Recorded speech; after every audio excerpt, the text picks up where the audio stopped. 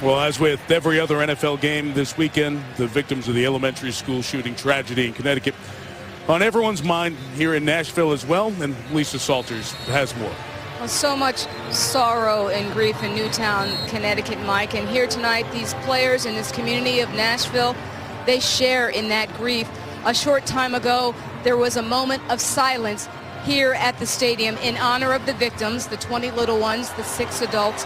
New York is about an hour and a half south of Newtown. The Jets are wearing decals on their helmets tonight with the initials SHES for Sandy Hook Elementary School. And the Titans' Chris Johnson today hand-wrote the names of all 26 victims on his cleats. He told me, I just wanted those families to know that we're thinking of them. Mike? As we all are, Lisa, and I know many of you have spent a good part of the weekend and the day as well today watching news, watching TV, watching the accounts of what happened in the aftermath as the funerals have begun, and probably came over here for a respite, as you did watching football yesterday. So as the players work, we will do our work, mindful of what's really important. Tim Tebow, who very often has put religious phrases, Bible verses on his wristbands or eye black back in college, tweeted out today Psalm 1473. He heals the brokenhearted and binds up their wounds, as he and everyone else sends their thoughts to Connecticut. Toss one by Tennessee. They will receive. The kick from Nick Folk, and off we go from Nashville with Darius Reynaud taking from the 3. And Reynaud will be brought down at the 22-yard line. That's where the Tennessee Titans will get the ball in the 8th pick of the draft a couple of years ago. Jake Locker leads out this offense. Johnny's missing Jared Cook, his good tight end, who's done for the rest of the season because of injury. Listen, 4 starters on their line. They've got to communicate. A young center, a young quarterback, a bad combination against the Rex Ryan defense, and they have to take better care of the ball. Locker's turned it over 9 times in his last 3 games, and even Chris Johnson has put it on the floor 5 times this year. That's a priority. Blue 20. Blue 20, go. Opening drive from the 22, and Locker taking a shot downfield early. It's incomplete for Kenny Britt, his speedy receiver. So Locker, as John talked about earlier with the injuries, his shoulder injury, it started the first game of the season, and then later on in that opening month of the season. So that patch of football that he missed, it's been hard to get caught up and get back to where they hoped he would be in the middle of year 2. He's got to be more consistent. He played a great first half last week against the Colts, and he struggled in the second half. He's got to put a 60-minute show together tonight to win. Go. Blue 20. Blue 20, go. Second down, second throw, and Locker's complete on the run. Nate Washington to the 37-yard line. And a first down as he's brought down by the safety, Jeremiah Bell. Oh, we covered it in the pregame. Some of the best plays Chris Johnson makes tonight are going to be blitz pickups. Here's Landry coming off the left side. It's a flush pickup by Johnson, and it's a nice route by Washington in the slot. Good work after the catch, but blitz pickup. The winning edge tonight for the Titans. Catch 40 on the year for Washington. Blue 20. Blue 20, go. Locker adjusts the play. It's the first run for Chris Johnson. Not going anywhere. Bart Scott, his 11th year, battling turf toe all year for the Jets, comes in to make the play. Let's take a peek at this Jets defense. Not the dramatic plays that they've made in the past, John, but really playing well over this last couple of games. Oh, it's chaos. It's organized chaos. You're going to see multiple fronts, coverages, blitzes, personnel groups, and they must contain Locker at the end of the night. Jake Locker can scramble, and the Jets haven't seen a lot of mobile quarterbacks this season. After the gain of 1, Locker moving out and throwing on the run to his tight end, Craig Stevens. That's a good open field play by LaRon Landry. The safeties you talked about right at the beginning involved early for the Jets. Well, the Jets are going to crowd the line of scrimmage. They're confident that they can match up with these Titan receivers.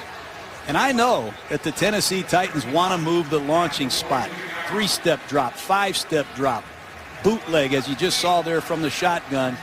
3rd down and 4. And in the last 2 weeks, Mike, the Jets have held their opponents to 2 for 31. I've never heard of a number like that.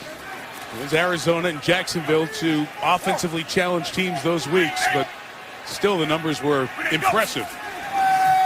3rd and 4. The Jets bring 4, and Locker throw in the middle is caught. There goes Nate Washington. Bell saves the touchdown. The gain was 34, first down Tennessee. They blew the coverage there. They got 11 defenders walking around. You don't know who's coming and who's not. But somebody better get back to the post, because you're going to see Nate Washington go right down the seam and there's nobody there. That's an inexcusable breakdown on a 3rd down and 5 situation on the road to start a game with your playoff hopes on the line. To officially give him 30 yards. This is marked at the 27. The opening drive here for the Titans. Blue 20. Blue 20, go. Play pass. The mobile Locker. He's knocked down, out of bounds, incomplete. Lavelle Hawkins. Kyle Wilson, the first-round pick from back in 2010, helped the cause. Well, John, we mentioned the offensive adjustments. This is Dow Loggins, who's the offensive coordinator. Chris Palmer was fired, and the 32-year-old Loggins, who was the quarterback coach, is now calling the plays. Tough on him to make dramatic changes. They brought in Tom Moore to come in, the ex-offensive coordinator of the Indianapolis Colts. They look like the odd couple at practice the other day, Mike. Blue 20, go. Johnson left.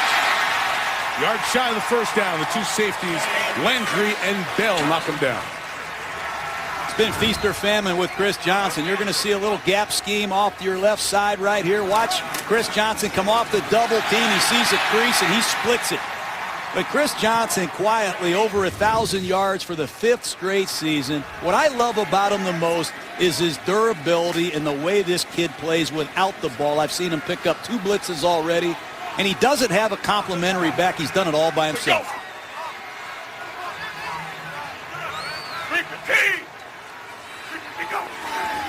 3rd and 1. Option look. Johnson read well by Calvin Pace. The Jets were not fooled at all by that, and the fans don't like the 3rd and 1 option call that brings the field goal unit out. Well, Rex Ryan loves this Bear 46 defense. They cover everybody. And you're going to see an option play flat down the line, and watch Calvin Pace at the left side of your screen, number 97, play this perfectly. Locker's got to take the ball to Pace and force Pace to tackle Locker. I think Jake pitched it way too soon. Attempt a field goal, but Rob Baronis was late getting his helmet to get on the field. Now the kicker comes out, try to make a 46-yarder with the play clock down to 3. Off in time and got a piece. And it comes up short. Muhammad Wilkerson may have had the push in the middle for the Jets. So 3rd and 1, they lose 10 on the option. Baronis late getting out there. Wilkerson the block. The opening drive turns into nothing. Big play by the Jets' first-round pick from last year, Muhammad Wilkerson. Our aerial coverage here from Nashville tonight is brought to you by DirecTV. Rob Baronis has that field goal block. We mentioned he was looking for his helmet on the sideline. They were rushed in the operation, and the Jets got a great push from the second-year man Wilkerson. So Mark Sanchez and the offense take over at their own 37. And it's a 6-yard Sean Green run to start the offensive night for the Jets. Tony Sparano's their offensive coordinator. This is an offense that has struggled. No Stephen Hill, the wide receiver. No Dustin Keller, the tight end, both injured again tonight. It's a low-risk offense. They're going to run the ball a lot, high-percentage passes, and they use a lot of role players. You'll see Antonio Cromartie play wide receiver. You'll see Lyman at tight end. You might even see Tim Tebow at quarterback.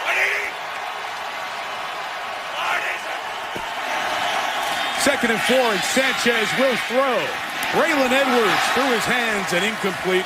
Braylon Edwards just signed by the Jets this week. He was with the Jets and very successful back a couple of years ago. Started this season with Seattle, and there you see his 8 receptions. 5 of them came in the first game. So claimed on waivers Tuesday, battling through a hamstring injury. Here he is on the field for the Jets. Somebody needs to make a play. I don't care who you are or how you got here. One of these Jet receivers needs to come through quick.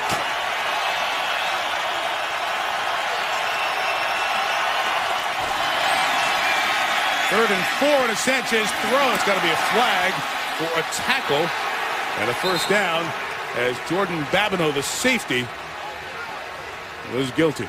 Jeff Cumberland, the tight end, breaking free. Prior to pass, holding, number 26, defense. 5-yard penalty, automatic first down. Walt Coleman, our referee tonight. There's no question about the penalty. It's man-to-man coverage. Cumberland's going to run a corner route against number 26, Babineau, and he hooked him clearly. And this Titan football team just can't get it together at home. They have really struggled to play good football in Nashville this year, and I can't figure it out. They're lucky that they got just the defensive hold in the 5-yard. Should have been pass interference as he was tackled in the secondary. Sean Green to the right. Pinballed a couple of times and then finally knocked down by Cameron Wimbley. So Sean Green's been with the Jets for 4 years. Last year's career best when he became the full-time back, no LaDainian Tomlinson. He had 1,054 yards last year. Got a chance to get close to that again this year. The only thing Sean doesn't do is make a lot of long runs, but he can wear a defense out. Jacksonville found that out in the fourth quarter last week. Important that the Jets stay ahead in the chains to keep their running game alive all night. 3 receivers for the Jets, and they will run with Green. Defense was ready for it. Jason McCourty and Derek Morgan converged. Bring up this Tennessee defense, John. They've given up the most points per game in the league this year. They're starting to show some signs, though, of improvement. This athletic team, they've got a lot of athleticism in the front seven. They're young, they're inexperienced.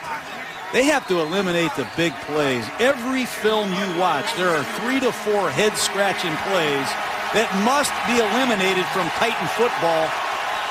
Let's see if they can do that tonight. Critical third down. Joe McKnight is the back. Titans defense in the nickel. 5 defensive backs. Sanchez throws for the first down. It's Braylon Edwards inside the 35 to the 34-yard line. A gain of 14 for the 9th-year man out of Michigan. It's all pass protection. The Jets have 3 ex-Pro Bowlers on their offensive line. Just watch Sanchez, the time he has to go through his progression, reset, use his eyes, and find Braylon Edwards, who instinctively sits down against the zone coverage. Nice job by Edwards, sitting down and splitting people after the catch for the first down. He just showed up this week. He's been thrown to twice in the first 5 plays. There's great comfort with Sanchez and Edwards. Sean Green gains 3 yards. I was down on the field before the game and talked to both of them after they came out and got some throws in. Braylon said the injury wasn't bothering him. It's so bizarre because on Twitter earlier this year, he called the Jets brain trust, quote, idiots. He has apologized for it and said he said it because Mark Sanchez hasn't been given the support he needs. He wanted to defend his friend, his former teammate. Didn't feel like he had the cast around him to succeed. Mike Tannenbaum, the GM, said all's forgiven, understood. They need him because of the Stephen Hill injury. That's why he's here. 2nd and 7, and the Sanchez pass to the tight end, Jeff Cumberland, yard shy of the first down. I like what Tony Sperano, the offensive coordinator of the Jets, is doing. They've limited the game plan to a degree. They're calling plays that Mark Sanchez wants in this game plan. And it's paying off. They're running a high-percentage pass offense, concepts that Sanchez likes. And here comes Tim Tebow on a short yardage situation. It's the 69th snap of the year for Tebow. See what the Jets pull off in short yardage. Tebow, who fractured 2 ribs 4 weeks ago, has been dressed in 3 of the games since, but has not run it. Runs up the middle. And Tebow gets the Jets a first down at the 23-yard line. So Tim Tebow, it has not been a lot of usage this year, excluding the special teams where he's been a personal protector and thrown the ball a couple of times. 46 plays as a quarterback at 18, either as a running back or the wide receiver tight end. He really has as many back page appearances as he's had snaps thus far this year, but that's what he was here for, and that's effective use on 3rd and short.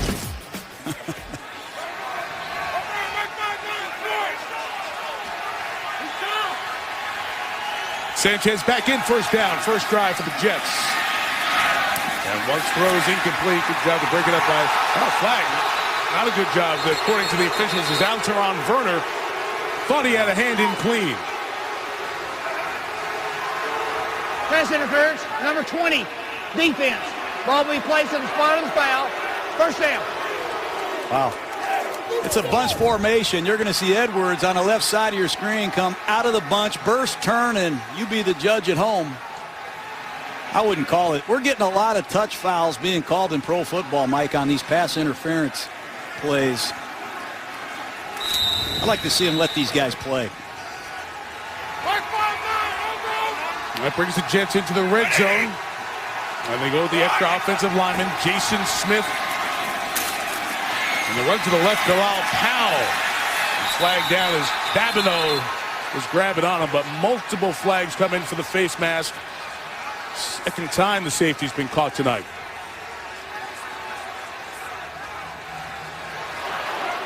Personal foul. Grasping the face mask, number 26. Defense. At the distance to the goal. First down. 3 fouls, all in the Tennessee secondary in this opening drive. It's a painful drive to watch. That's a second penalty, as you pointed out, on Babineau. They've had a PI here on Werner. Couple third downs converted. But the Tennessee Titan defense can't get it together at home. They've given up over 30 points a game here in Nashville. They've been outscored 131-65. And that problem continues.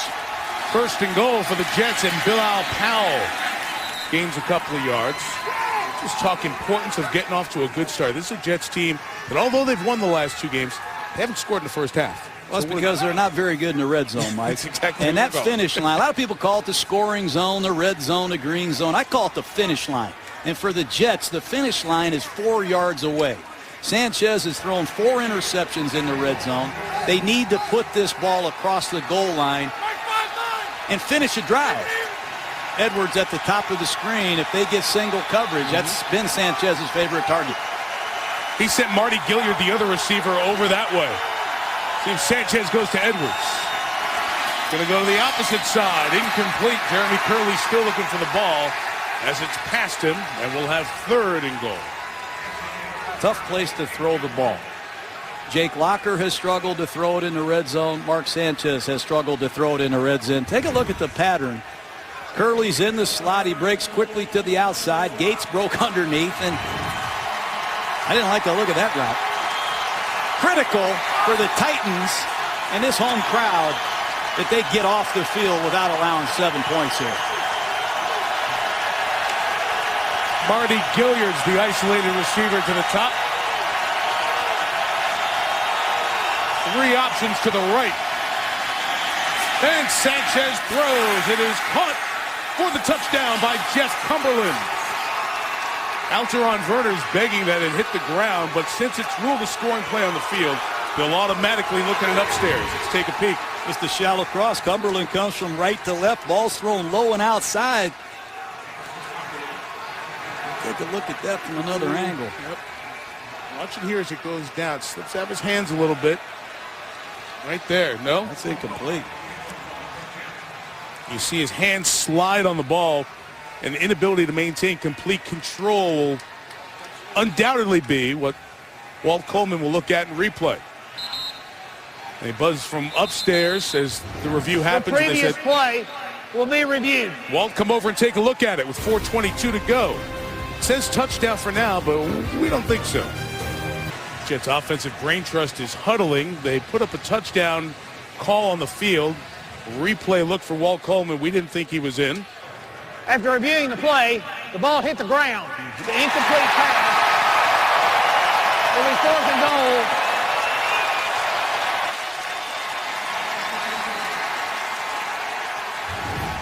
Jerry Austin, our referee in the booth.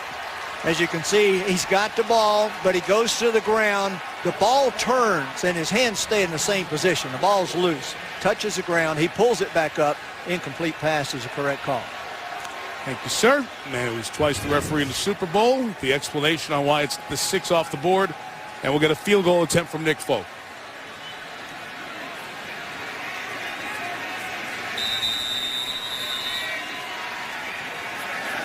Folks missed 5 this year.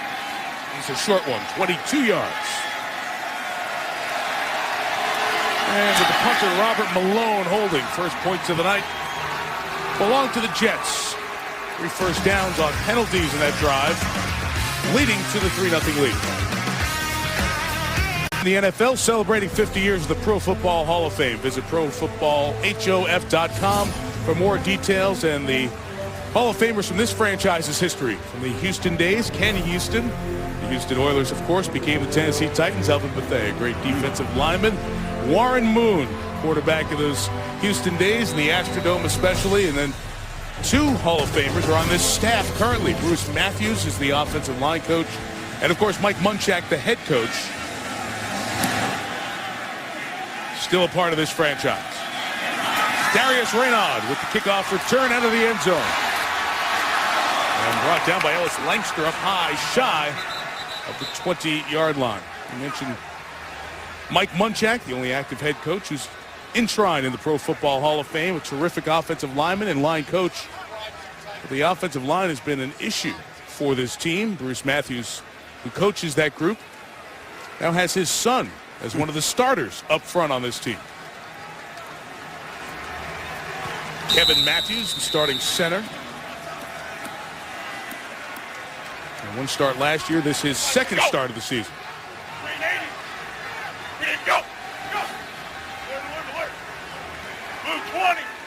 Move 20, go. He snaps it to Jake Locker at the 19. And Chris Johnson behind that offensive line, able to get 2 yards. And John, when the season started, this was the plan. Pretty good offensive line, but Eugene Amano in the middle was hurt. And as the year has gone on, especially over the last few weeks, Hutchinson, Harris, and Stewart are down. So the last man still playing is Mike Bruce, the left tackle. Yeah, this just ripped the heart right out of this Tennessee football team. The strength of the Titans was their offensive line.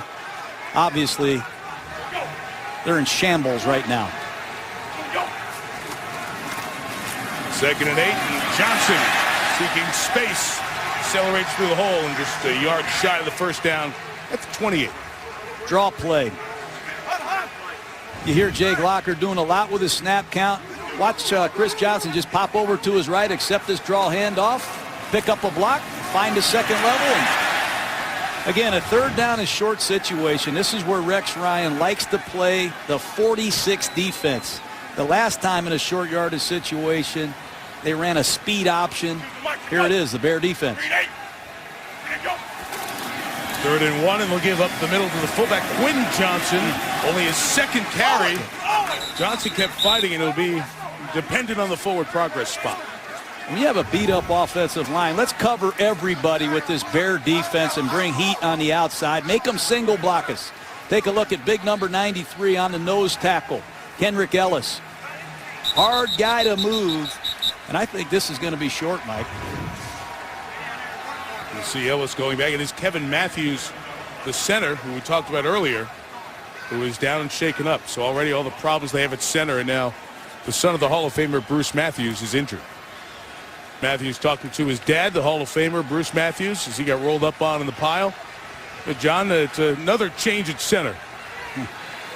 For Jake Locker, Fernando Velasco, the guard, will slide back to the center spot he played earlier this year. Locker taking off.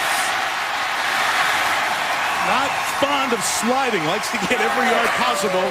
You got 15 of them there at a first down. Well, when you cover everybody up, Mike, and play man-to-man, there's a chance you can get out of contain. Watch number 52, David Harris, the effort play that he makes. It's an excellent job by Locker, but an outstanding second effort play by David Harris, who leads this Jet defense in tackles, it seems he does every year. But clearly Rex Ryan's coming after Locker early in the football game.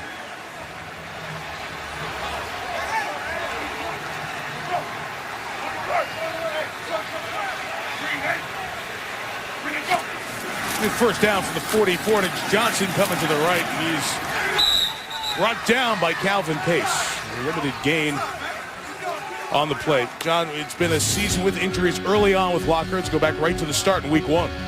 Well, he threw an interception.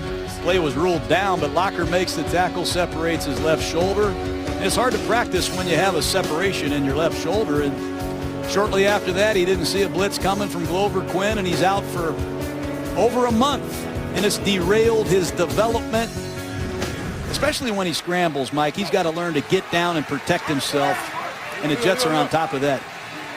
It's his 2nd and 10 for Locker. And out of the backfield, Quinn Johnson with the catch, but minimal gain as Jeremiah Bell was waiting for it. I want to correct something. I thought Velasco would immediately become the center, which he was all year. They put Kyle Devan in at center.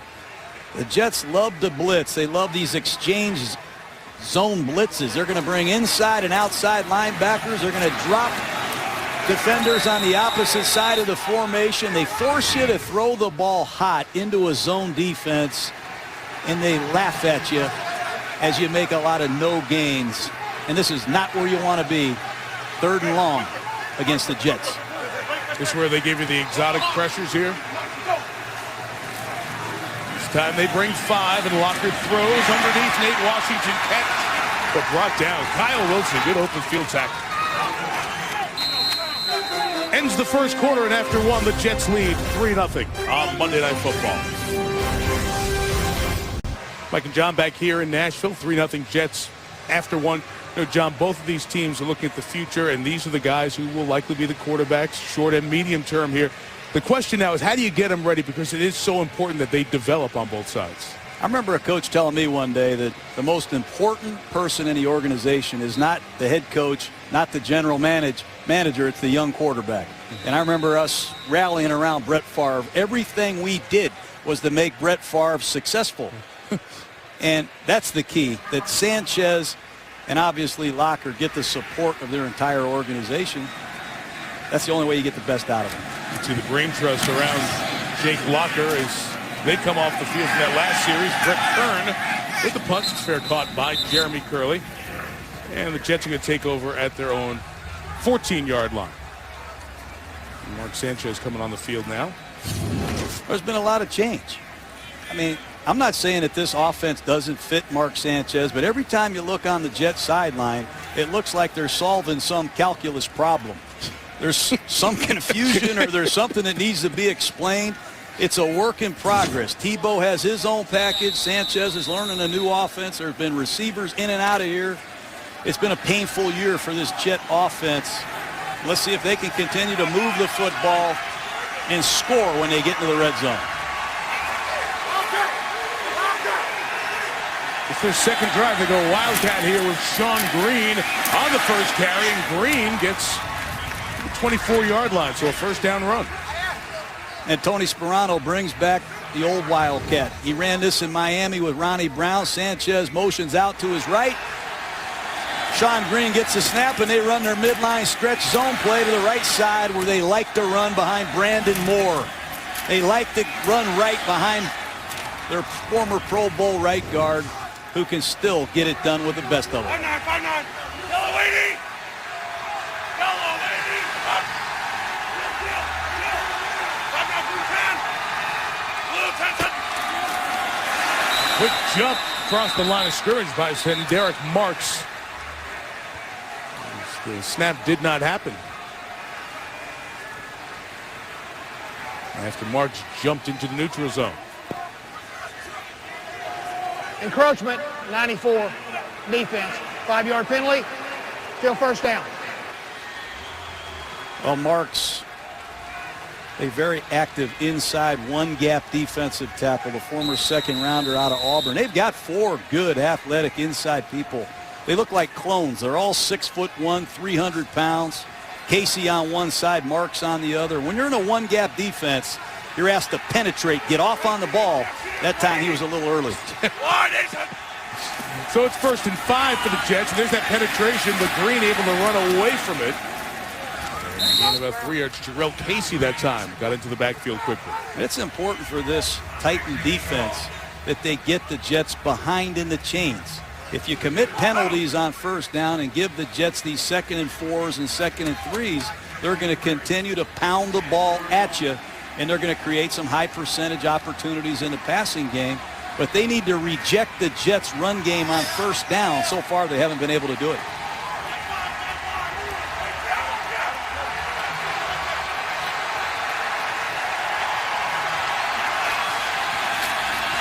Sanchez, 2nd and 3, setting up the screen for Green. It was read and snuffed out by Zach Brown.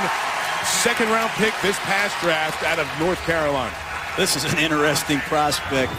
This is the former ACC, I think, University of North Carolina 60-meter champion. Watch him blur the screen.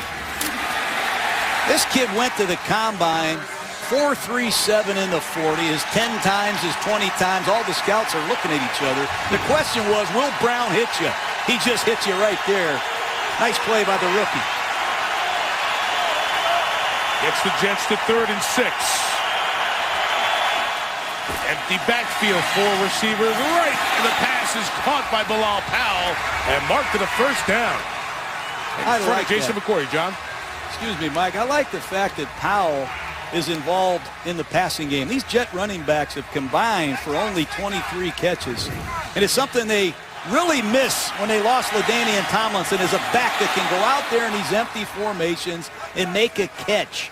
But that's a great throw by Mark Sanchez and a big first down.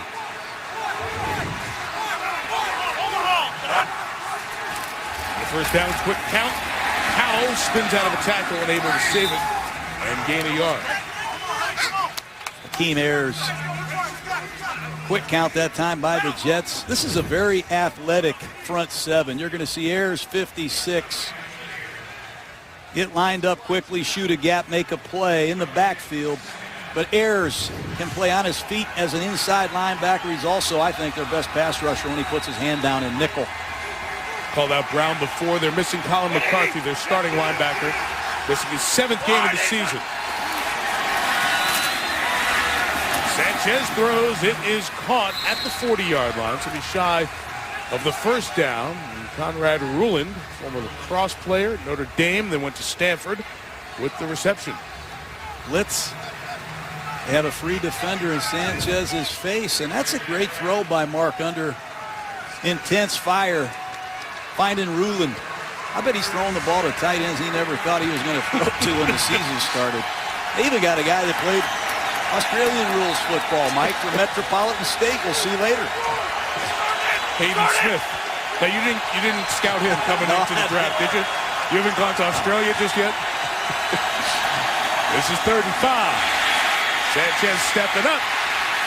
Stepped into the waiting arms of Cameron Wembley. It'll force the Jets to punt.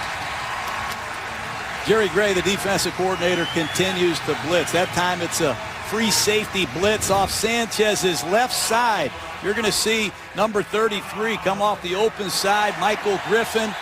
Sanchez steps up in the pocket to avoid the sack, but the Tennessee Titans hustle to the football, and it's up for trickery at all times with Tebow.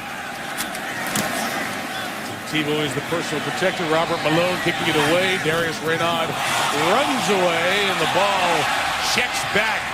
It's down by Nick Ballore at the 5. So good job by Robert Malone. 53-yard punt, and it was all net. Well, next Monday's Christmas Eve, so our last Monday night game of the year will be Saturday night. Countdown at 7. We're on at 8:30 from downtown Detroit.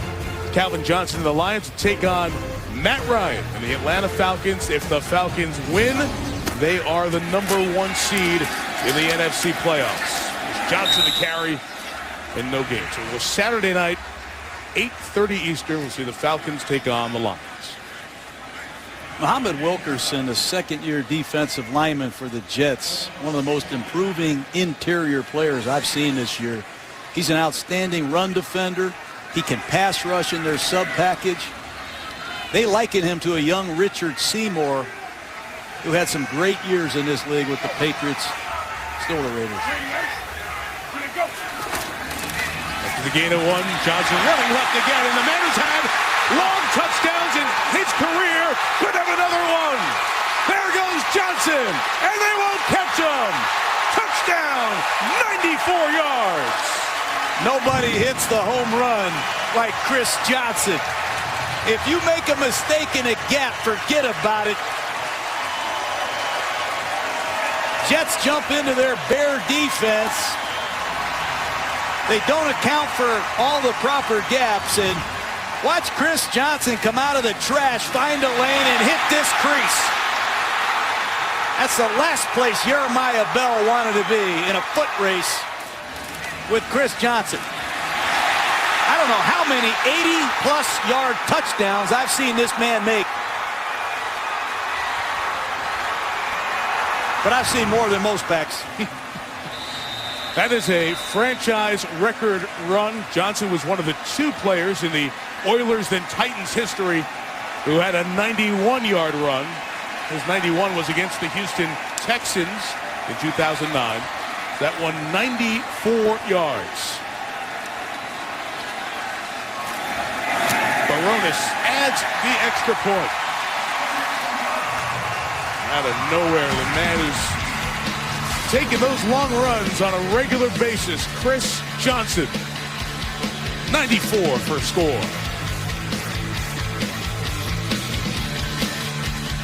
In Music City, Nashville. Some great music coming out of almost every storefront and door on a weekend night.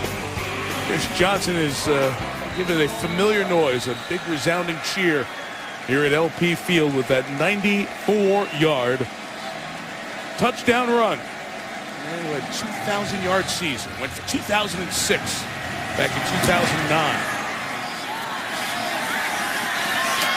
Joe McKnight will take a knee. Drive it start at the 20. As we told you at the beginning of the game, Chris Johnson wanted to honor the victims and have them in his mind in the tragedy in Connecticut. And those were the shoes that carried him those 94 yards for the touchdown. Chris Johnson, 94-yard touchdown run, his 6th of 80 or more yards, an NFL record, his 7th over 75, 28.3 per touchdown run, highest in NFL history. Jets start with Tebow at quarterback. His handoff on the read, it's Joe McKnight off the edge, and he'll gain a first down out to the 31-yard line to the second snap with Tebow in at quarterback. Ribs are feeling better. Looks like Tebow's going to stay in the game. Jet sweep. You see some of these plays that Tebow runs with the Jets are the plays he ran when he was a collegiate. Hasn't done much throwing the football this year, and most of those completions are at or behind the line of scrimmage. I'd like to see Tebow throw a few, Mike.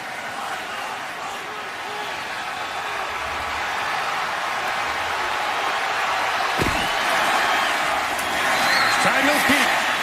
And Tebow gets the edge and has a first down. So the missing little something that we thought we'd see throughout the year, we're seeing here tonight. Hey, Robert Griffin's running this package. They got tight ends all over the place. They're going to read the open side defensive end. If he closes, I'll keep it. They bring Ruland across the formation. I think some of these option plays work extremely well against this 4-3 defense that the Titans run. Tebow's still in there. Noise level rising as Tebow takes a 3rd consecutive snap. This time he'll keep it. They'll catch him from the back end of it. That speed that John talked about of Zach Brown limiting the game. So we asked Rex Ryan last night, because you go back to earlier this week, and Rex said, yeah, Tim's looking better, but he's not ready to be part of the offense. And then the tune changed as he saw him during the week, or maybe they were playing possum. In any case, Tebow's seeing this action really for the first time in a month. Watch these Titans communicate with Tebow at quarterback. They haven't been respecting the pass very much.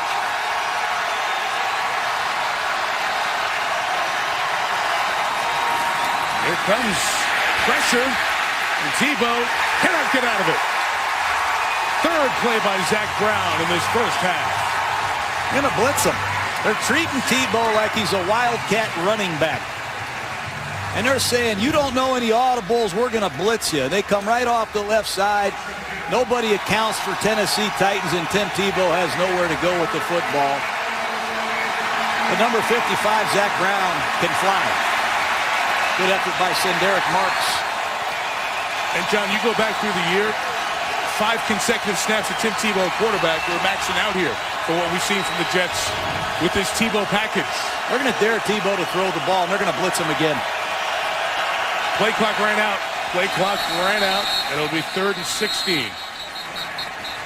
Is this where you look at Sanchez and say, go get 3rd and 16? Offense, 5-yard penalty, still 3rd down. I have no idea what they're doing with this sequence of plays.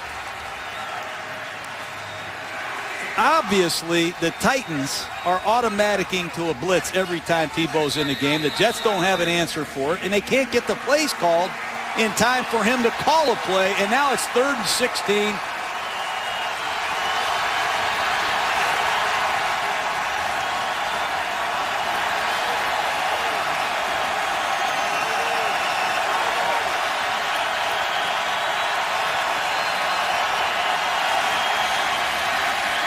Tebow, flush, all kinds of trouble.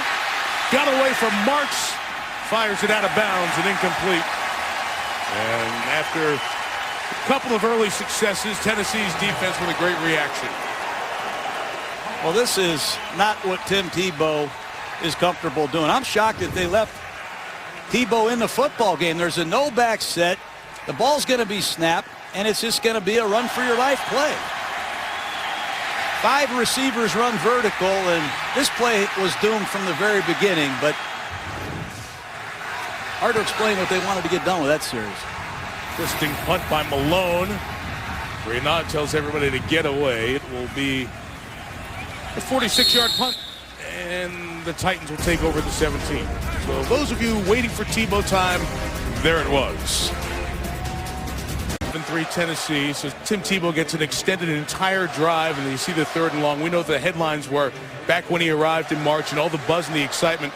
But, John, when you go back to the flirtation with Peyton Manning by the Jets, then giving Mark Sanchez the contract extension, bringing in Tim Tebow, this was mismanaged throughout and has snowballed and eroded the confidence of one quarterback. And Tebow has been a conversation, but not a lot on the field. And we see finally, as he's healthy, a little bit of a drive, but not much out of it for the Jets. I'm not sure what they wanted to accomplish here. Sanchez moved the team this first 2 possessions, and they have good field position.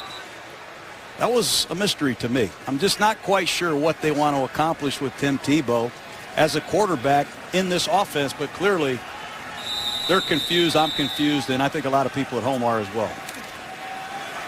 It's a Jets team that, if they lose tonight, they're eliminated. And on the last play, their defense gave up a 94-yard run by Chris Johnson. The 17, Locker taking the shot downfield toward Kenny Britt. Double coverage. Cromartie along with Laron Landry. And everybody gets up on that sideline. Hopefully okay. Cromartie's key for the Jets. Rare length, 6'2" corner you don't see very often. It's his 2nd time he's manhandled Kenny Britt tonight. He gets help from Landry over the top, but here's a guy that's really picked up his game. Since Revis went down with the injury, he took the challenge personally.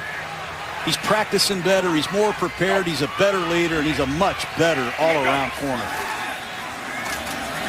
Johnson the run. There's Johnson hit hard by Landry, who comes up with those huge hits. A couple yards shy of the first down, but there's a penalty marker back in the backfield.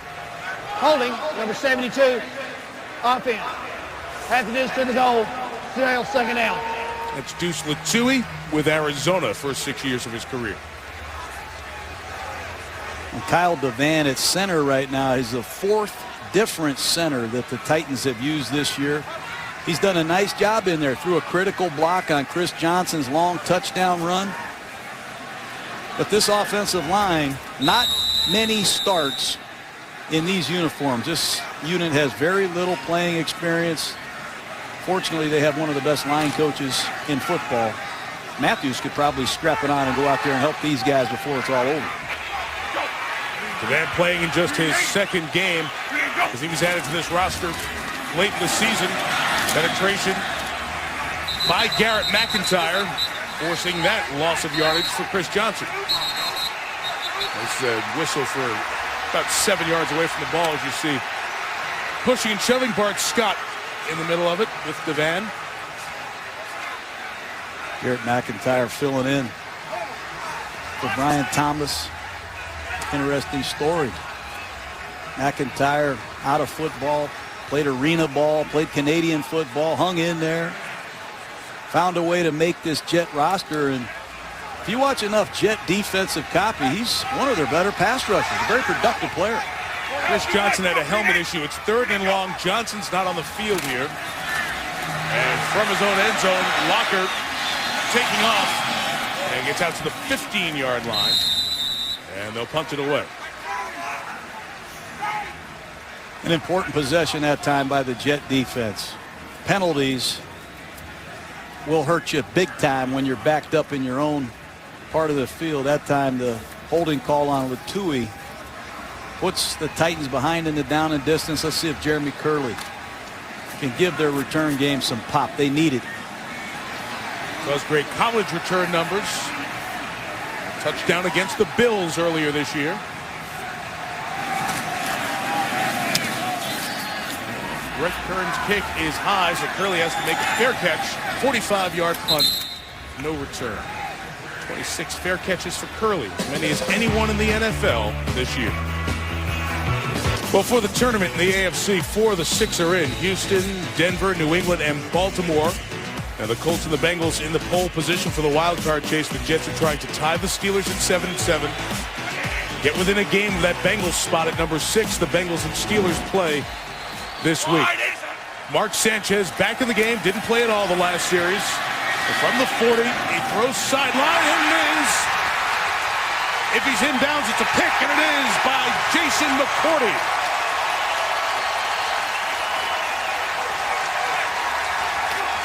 The officials on that side talking about it, making sure they have him inbounds, and they confer and confirm on the field interception.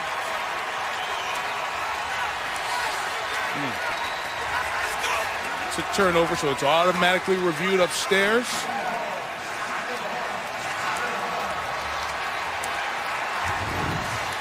McCourty can play. I think that decision by Mark to throw that ball late. The previous play will be reviewed. Is going to be one that he regrets. Kind of odd when you look at the sideline there. It's hard to tell where the sideline exactly was there. You get a look. That's out. We'll check. All right, this will be an interception. They resodded the grass area around the benches, and that's why it looks a bit discolored along the sideline. But here's Walt Coleman with the call. After reviewing the play, the ruling on the field is confirmed. We have an interception, both feet down, first down for Tennessee. You see where that grass changes color. That's just resodded that entire bench area, which gets chewed up with all the players standing and traipsing around. So it's a pick thrown by Sanchez.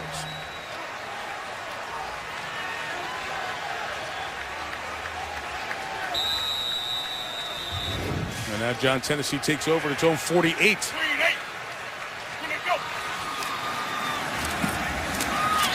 And Johnson will go forward for 3 yards. You see Mark Sanchez again with the Jet quarterbacks, Coach Sperano. Curley never got McCourty out of his back pedal. The ball can't be thrown under any circumstances, and I'm sure Coach is telling Mark, you force that one in there, throw it away, live for another day. Jason. Tennessee's due to take a shot here, Mike, in this field position. So Jason's twin Devin McCourty last week. He's also intercepted Sanchez in his career. This one's behind the tight end Craig Stevens, and incomplete. A lot of people have questioned Jake Locker's accuracy. I thought that time he could have stepped up and thrown this square into Stevens. Now Stevens is filling in for Jared Cook. Ball got tipped slightly by Wilkerson. That explains it. But the Titans are struggling at tight end. They lost Jared Cook, their go-to receiving tight end, and Stevens is a blocking tight end that they're trying to use as a receiver in some key situations. Nice play by Wilkerson. And as you know, the deflection there would erase any pass interference. You're allowed to hit the receiver after the pass has been deflected. 3rd and 7, Locker. It's to the sideline. And it'll bring up 4th down. It was Calvin Pace showing him over to his bench. I like the progress that young Quentin Coples has made as well. That time, Coples shows good pursuit. Another North Carolina Tar Heel finding his niche in the National Football League, but that's an impressive 3-and-out stop by the Jet defense and this Titan offense. Only 17 first downs a game, and they just can't generate any time of possession.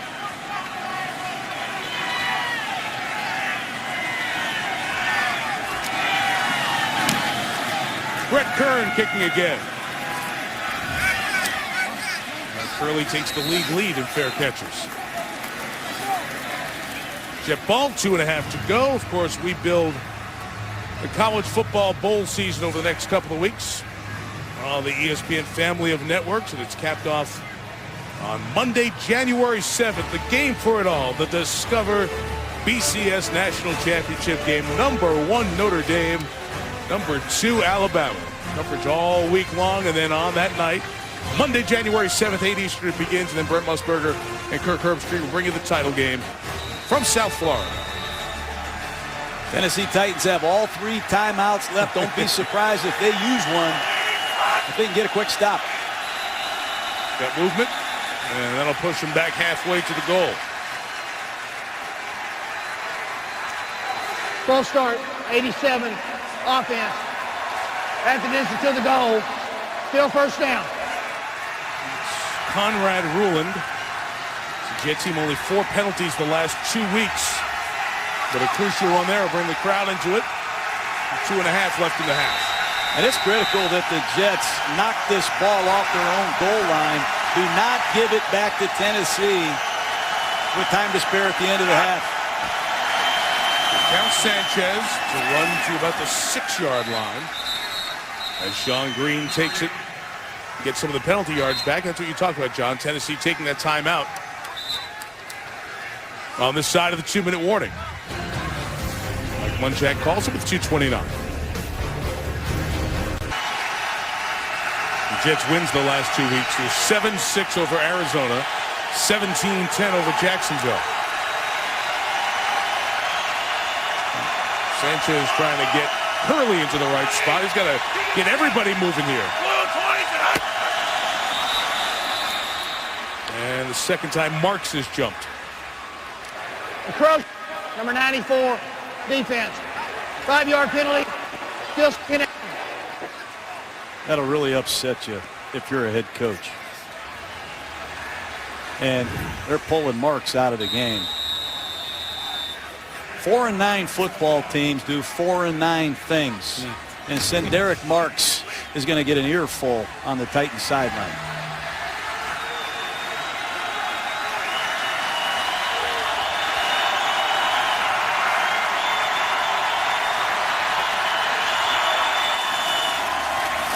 Second and 5, and it's a run with Green to the 15. And looking over to the sideline toward Mike Munchak, who was thinking about taking another timeout. But they're going to let it run down to the 2-minute warning here. Nice play by young Mike Martin, a rookie out of Michigan. Rushing the passer, reading out of his pass rush. Retracing, making a tackle. Big third down as we come back here after the 2-minute. Jets limited to just 90 yards thus far tonight. A 94-yard score by Chris Johnson, the only TD of the first half. 7-3 Tennessee. With the 2-minute warning, we come out with 3rd and 2. Jets backed up at their own 15.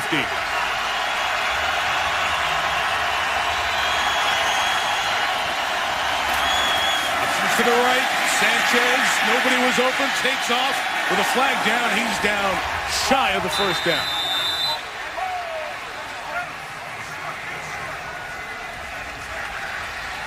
Holding. Jets. Coleman telling Mike Munchak it's 4th down if you decline it. Holding, number 77, offense. That penalty is declined. 4th down. And Austin Howard struggles continue at right tackle, but that time the Jets motion to a bunch formation. They're going to look for Curley in the flat, and there's nobody there. The Titans do a great job zoning this off. Witherspoon fights through traffic. Sanchez is short of the first down. That's a big stop by the Titans defense. And a great advantage there. They ran the ball, but with the penalty, the clock stops, even though it was declined. So Tennessee a chance to get good field position. Darius Reynaud from the 42. His own man coming back to block, and the tackle made by the Jets' Ellis Langster. 42-yard kick. Toyota halftime show coming up. We'll listen in some of the Falcons getting their huge win over the Giants yesterday. Adrian Peterson, MVP, comeback player of the year. What a season he's having. And we'll start to set the table for Christmas Day. And Kevin Durant talking about LeBron James as the Heat and the Thunder. It'll be one of our feature NBA games Christmas Day on ABC. And Rex Ryan, a very proactive blitz coach in the 2-minute drill. Titans got to be careful. They don't pass protect very well. 1:42 and a couple of timeouts with Jake Locker. The second-year QB finds his rookie receiver, Kendall Wright, to the 46. He caught RG3's passes from Baylor last year and caught a finger in the eye. He's shaken up. Quick game.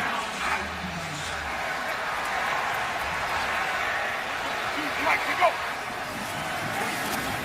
45 protected well, but coverage downfield allows McIntyre to come in. That's Garrett's 3rd sack of the season. That's a bad mistake by Jake Locker.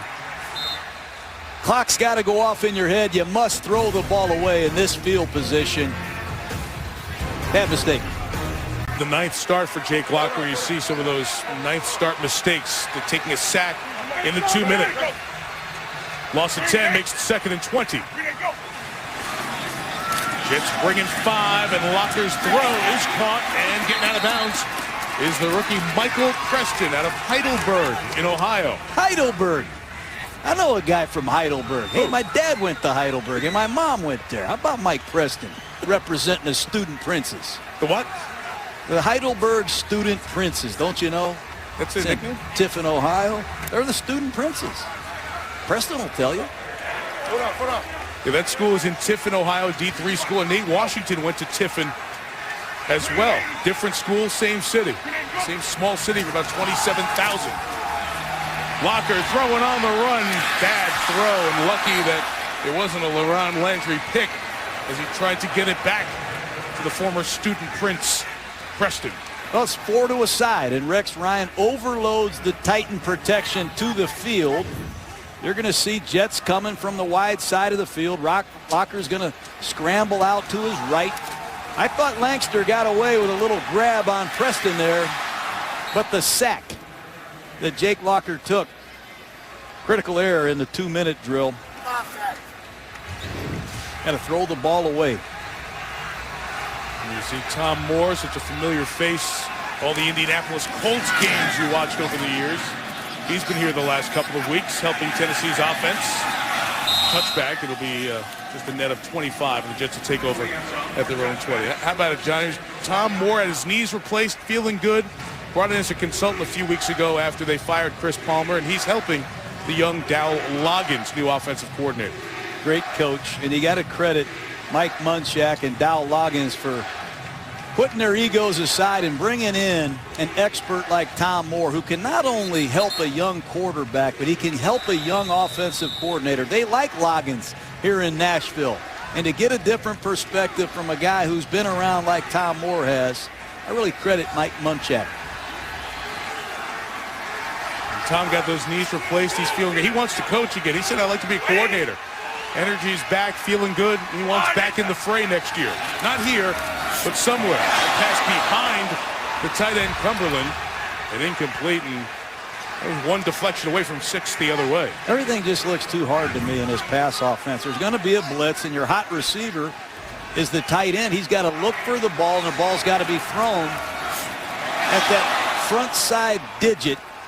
Ball's thrown a little bit behind him. Hot, hard, low. Tip balls in the middle of the field are normally not good. But everything just looks painful in this Jet pass offense.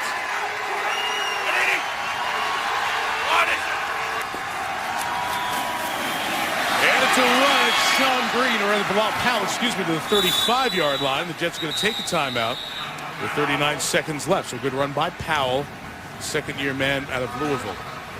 Well, you talk about what's gone on around Sanchez. There are a lot of injuries this year. There's been a lot of change as well. Let's document some of that change with Sanchez. In the backfield, Thomas Jones, LaDainian Tomlinson, Sean Green the last 2 years. The receivers, Cotchery, Edwards, Holmes, who's back, but he's hurt. Dustin Keller's been out this year. And then the changes with the offensive line coach, Bill Callahan, Schottenheimer, the coordinator, now Tony Sperano. It's a very changing cast and no stability to try to build around Sanchez. That's hard. I really feel continuity is the key to becoming great. At least the places I've been. I look at Tom Brady and I look at Peyton Manning. He's doing it in Denver, but he's still in the same system that he's run his entire career. But when you change offenses and change personnel as drastic as the Jets have, it'll stunt anybody's development. And on top of that, all the injuries this year. From the 35, low snap. Sanchez has it, and they have him. Loss of 8, Derek Morgan. Out of Georgia Tech, first-round pick a couple of years ago. Well, they blitz, they play man-to-man coverage. There's nobody open. Take a look at it. Where do you want Sanchez to throw the ball? The blitz is on. It's man-to-man coverage.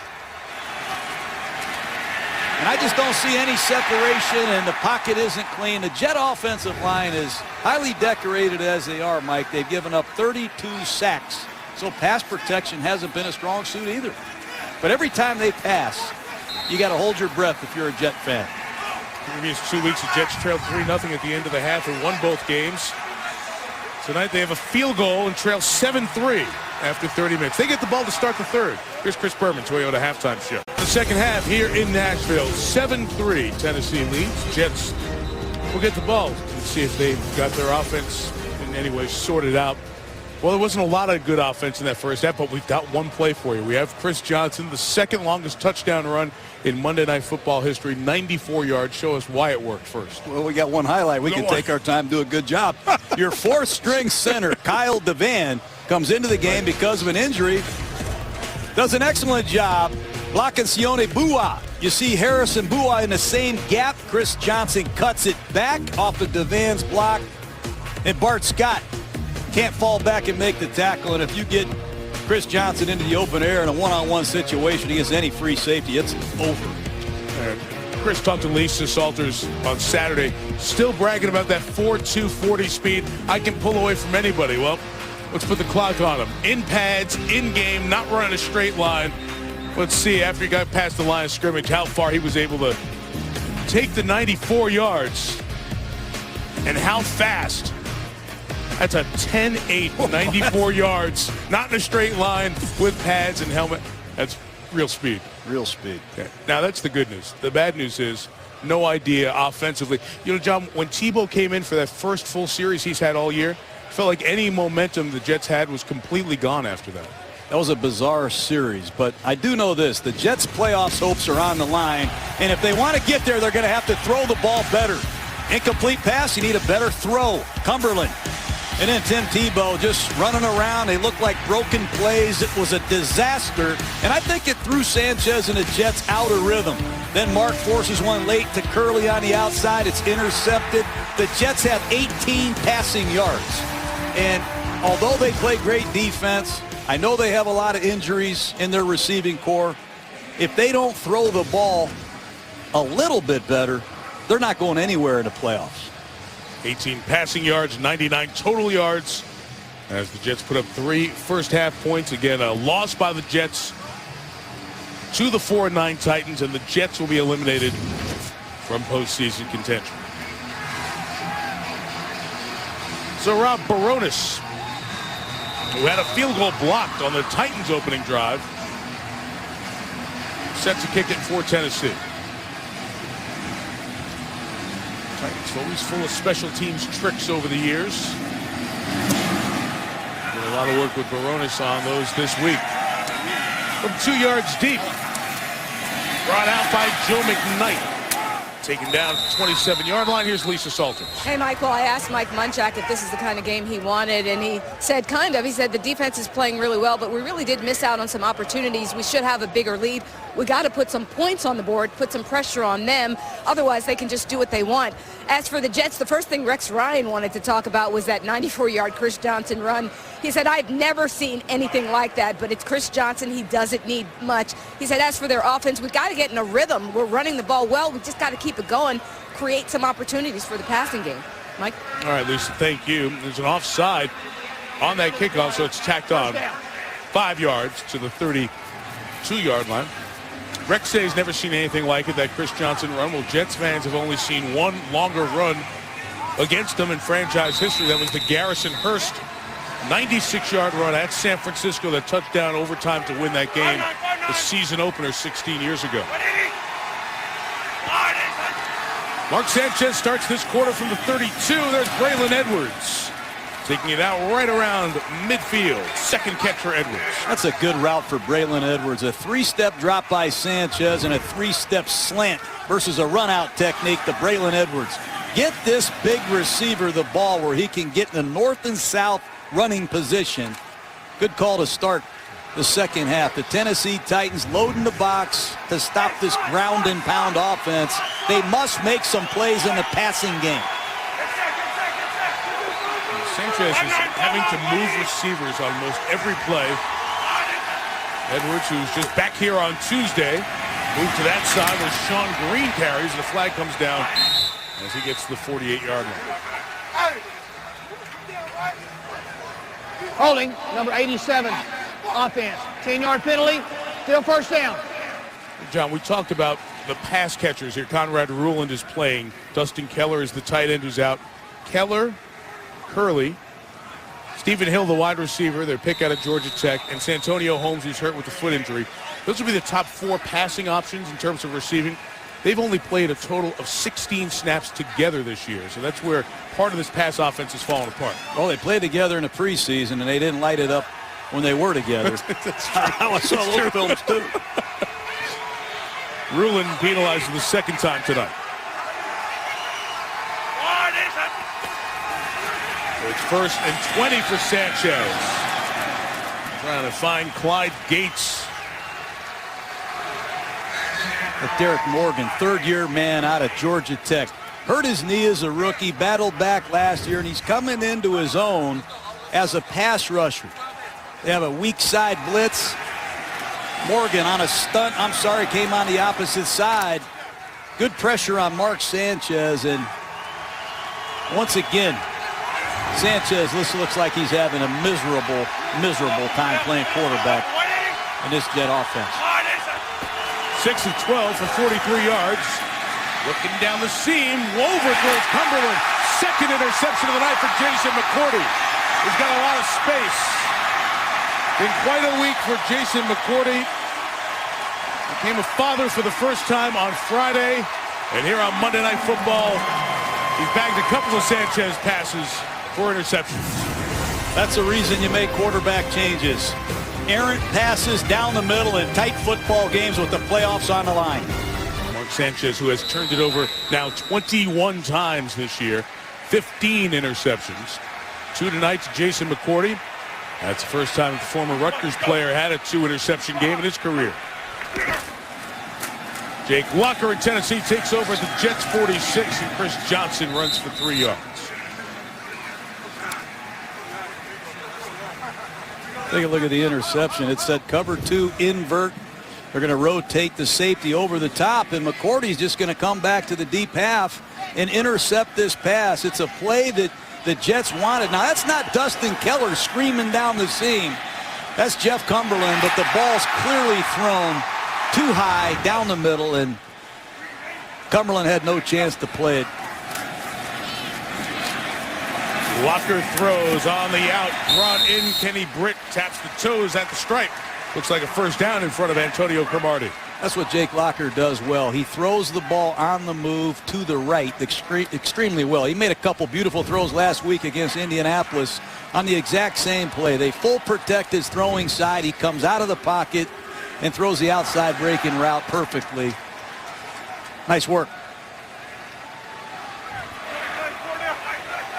First catch of the night for Britt. He's got 41 on the season. From the 36, Locker.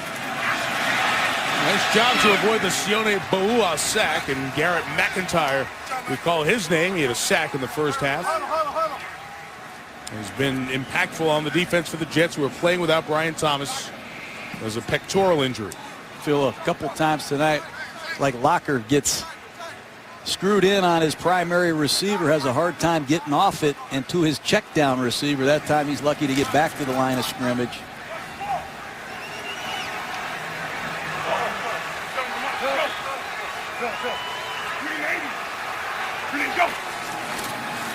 Second and 9, almost fumbled exchange with Johnson, who wanted a face mask as he was pulled down. And none is coming, no flag thrown as Bart Scott brings him down. That's what Antonio Cromartie does for you. He gets up in your best receiver's face every week and he says, I got you. Let's load the box with Jets and stop Chris Johnson. And until Jake Locker takes a shot down here to Kenny Britt, the Jets are going to continue to overload their formations. They don't want Chris Johnson to touch the ball. Grabbed him by the ear hole, not the face mask. He didn't have a grasp of the mask and turned. 3rd and 12. Designed run with Locker, who turns it up the sideline and gets knocked out of bounds a couple of yards shy of the first down. But we have a flag back in the backfield.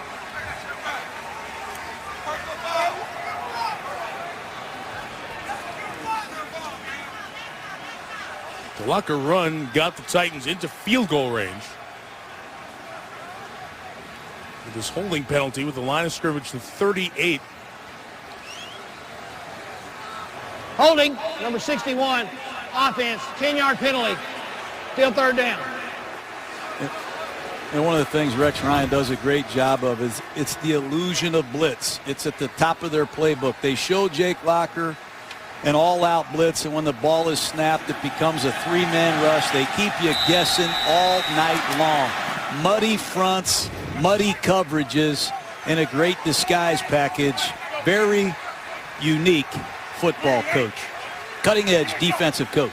He took that penalty. Would have been a 55-yard field goal attempt for Baronis. And Kendall Wright not touched down by a jet as he went down. Able to advance it. He gets just inside the 44. And the punting unit will come on for the Tennessee Titans. That's the 3rd time tonight that the Tennessee Titans have squandered great field possession. It's a credit to the Jet defense. A lot of defenses get distracted when their offense struggles. Yeah. But what this New York Jet defense has done in the last 3 weeks, amazing, given the struggles that they've had on the other side of the football. Brett Kern set to kick it away.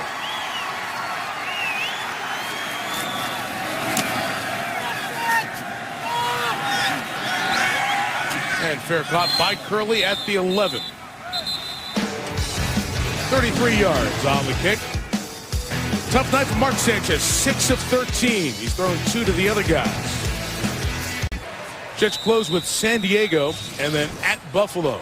And as you saw those teams yesterday, you know that they are not playing well also. So while stretching it and thinking the Jets can win 5 in a row, the opponents are not very tough. But their offense has been tough to watch tonight. Carried by Sean Green for 3 to the 15-yard line.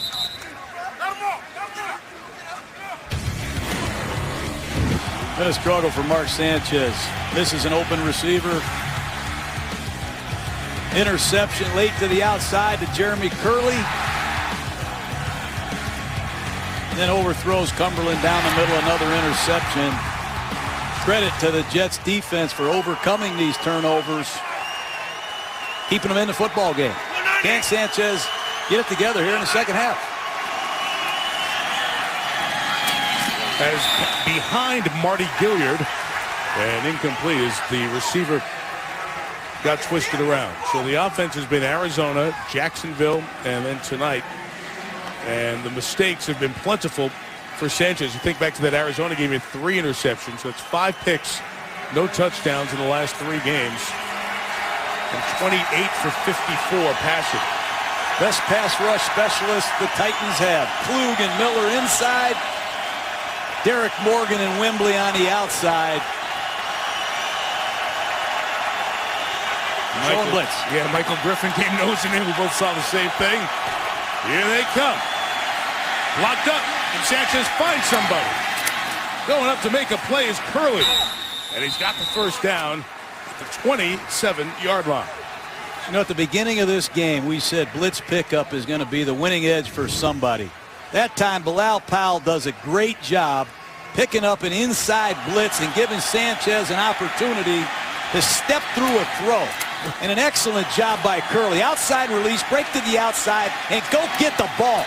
Great job of snatching the football and plucking it back to his body where he can protect the catch. With the 5'9" receiver going up to get it. Leads the Jets in catches.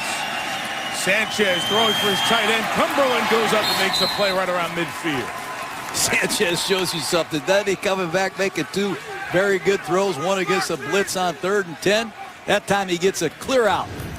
At the left side of your screen, he comes out of the fake and drops the corner route perfectly into Cumberland. So Mark Sanchez is hot. He's rolling. He hit a couple of passes. And Tim Tebow comes in. got to be hard to play quarterback. No kidding. At the 49-yard line with a flag down and the ball out. Looks like Sean Green is the one near it for the Jets. Let's see as they umpile everybody. It's Jets ball. Gain of 1. I just don't understand why you would take Sanchez out of the game. Offsides. Number 79, defense. Lined up in the neutral zone. 5-yard penalty. Still first down. Here comes Mark Sanchez back into the game.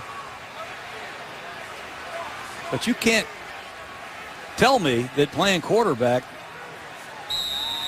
is easy when you're playing for the Jets. Well, they got to hurry up. Yeah, you talk about all the time timing and rhythm in your offense. And the guy had only completed a half dozen passes. Then he completes back-to-back, and they take him out of the game. But the flag on Tennessee, their 9th of the night, helps the Jets to 1st and 5. Sanchez looking back for Cumberland again. It was late. It's incomplete. Coverage was good, too, from Jordan Babineau, the safety. Jerry Gray continues to blitz Mark Sanchez, daring him to throw the football. Babineau, who had a couple penalties in the first half, that time does a nice job. Blitz going to be coming at the bottom of the screen. It's picked up again by Powell, and Sanchez looks for Cumberland at the top of the screen, and Babineau does a nice job undercutting the throw.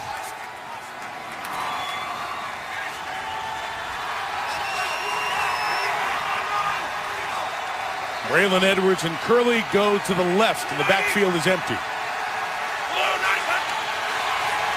Sanchez, pass knocked down to the line of scrimmage by Derek Marks. Been offsides a couple of times tonight. The 4th-year man out of Auburn deflects one. You know, when the Jets get into their empty backfield, there are no backs in the backfield. They love to throw the 3-step quick game. And you tell your defensive lineman, look, when there's no backs, Sanchez is going to take a 3-step drop, so jump, get your hands up. It's an excellent job. Keith Millard, pass rush specialist of the Tennessee Titans. His men are reading their tip sheet. Millard, who once had 18 sacks at a defensive tackle spot, trying to set up the rush here for the defensive front. Sanchez was waiting for Curley to break free in the middle, and he had 3 Titans said, time's up. Zach Brown. Zach Brown has rare, freakish athletic ability. Once again, Brown going to come flashing across the screen for an easy sack. Ruling the tight end blocked. Brown had him in coverage. He says, I'll go get your quarterback. And he can do it at 4.3 speed. 2 sacks for Zach tonight. 4.5 on the season. Pressure coming on. And Patrick Bailey almost got there for the Titans. Raynaud from the 12. He can get this block, make it the corner, but it was illegal. 3 flags come down. They got Tommy Campbell, number 37, on a hold. That one's coming back. A lot of penalties in the kicking game, Mike.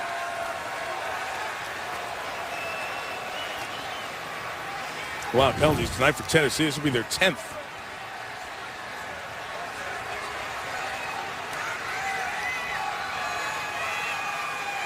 I saw that before Jerry Austin up here, Mike. Jerry, you've really helped me. There are 2 fouls on the return team.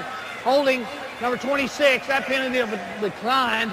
Holding number 37 of the return team, that penalty will be accepted. 10 yards, half of this to the goal, first down. Well, there's some referees who would claim that you thought you had that skill many years ago. That you saw penalties before they did too. Here at LP Field, our aerial coverage from the state capital of Tennessee is brought to you by DirecTV.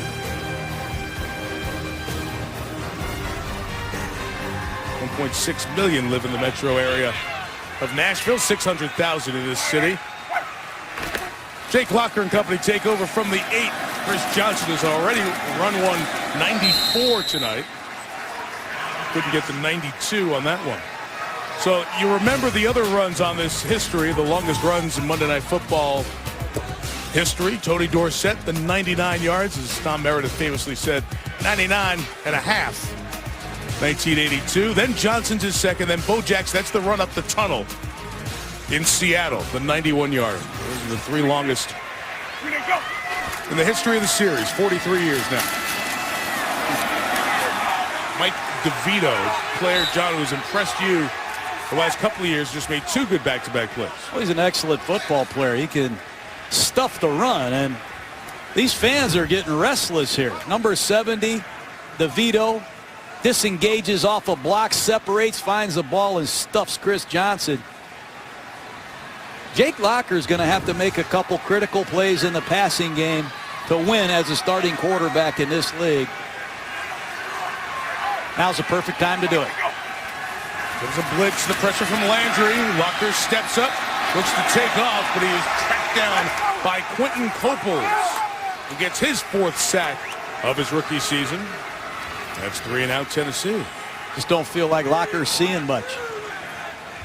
He's off a one receiver read and he's looking to run, but Coples, number 98, just keeps contained, stays alive, and there's nowhere to throw the football.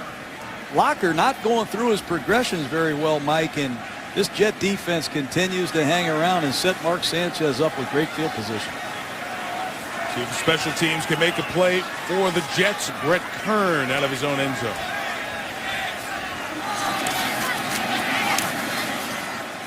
Not a good kick. It's going to be about 25 yards. It bounced out of bounds. They're going to mark it at the 35-yard line. It's generous, too. 30 yards on the punt.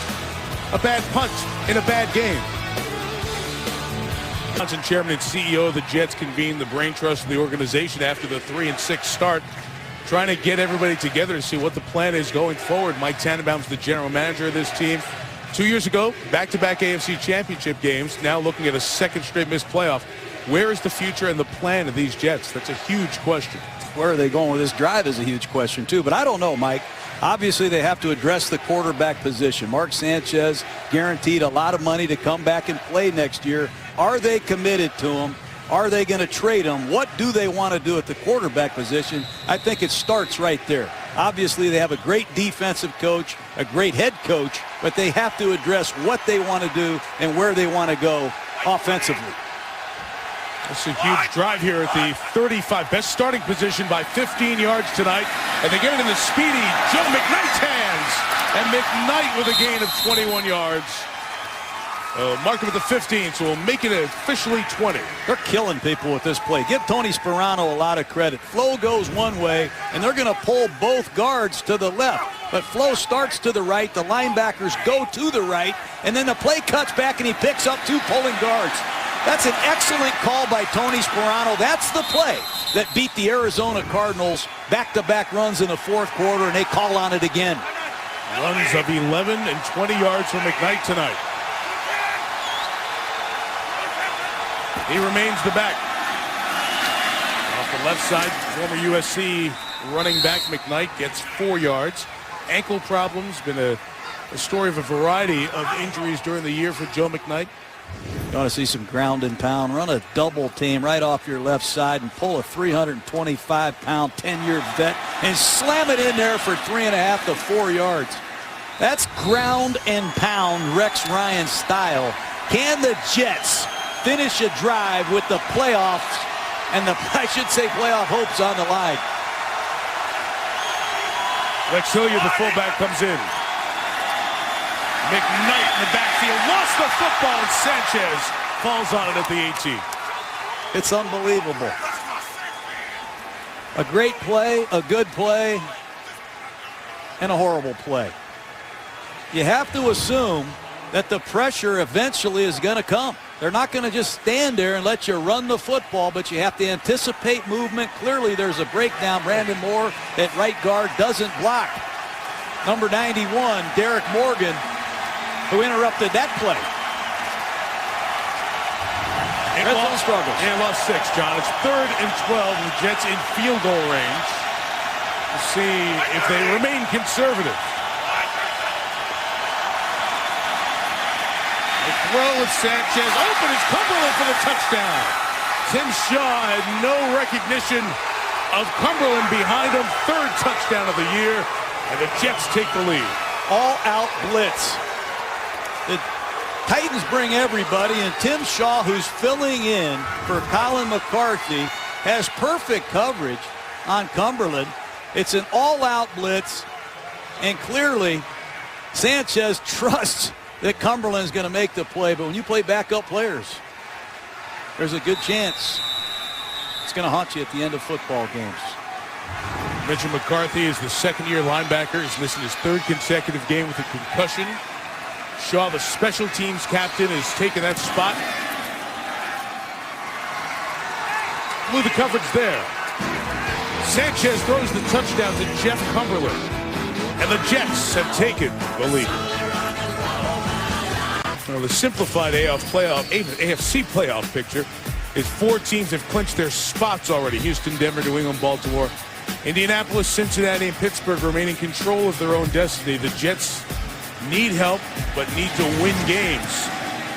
They need to win them all. If they lose tonight, they are eliminated. On the run from the goal line, here comes Reynard. Darius Reynard finally brought down by Jeremiah Bell, the starting safety, at the 36-yard line. Oh, the blitz continues to get after Jake Locker, and it's unconventional blitzes. 3 different defenders at the top of the screen. They drop the defensive end at the bottom of the screen. They play man-to-man coverage. It's confusing your protection. It's a muddy coverage with a great disguise. They bring 4 at the bottom of the screen. They drop the end at the top. Jake Locker's confused. It's critical right now that Jake Locker makes a couple plays in this Tennessee Titan pass offense. They've been awfully conservative running the ball. Locker 9 of 14 passing tonight. Looking right side, looking deep toward Nate Washington. But incomplete as he was hit by Quentin Coples as he threw the ball.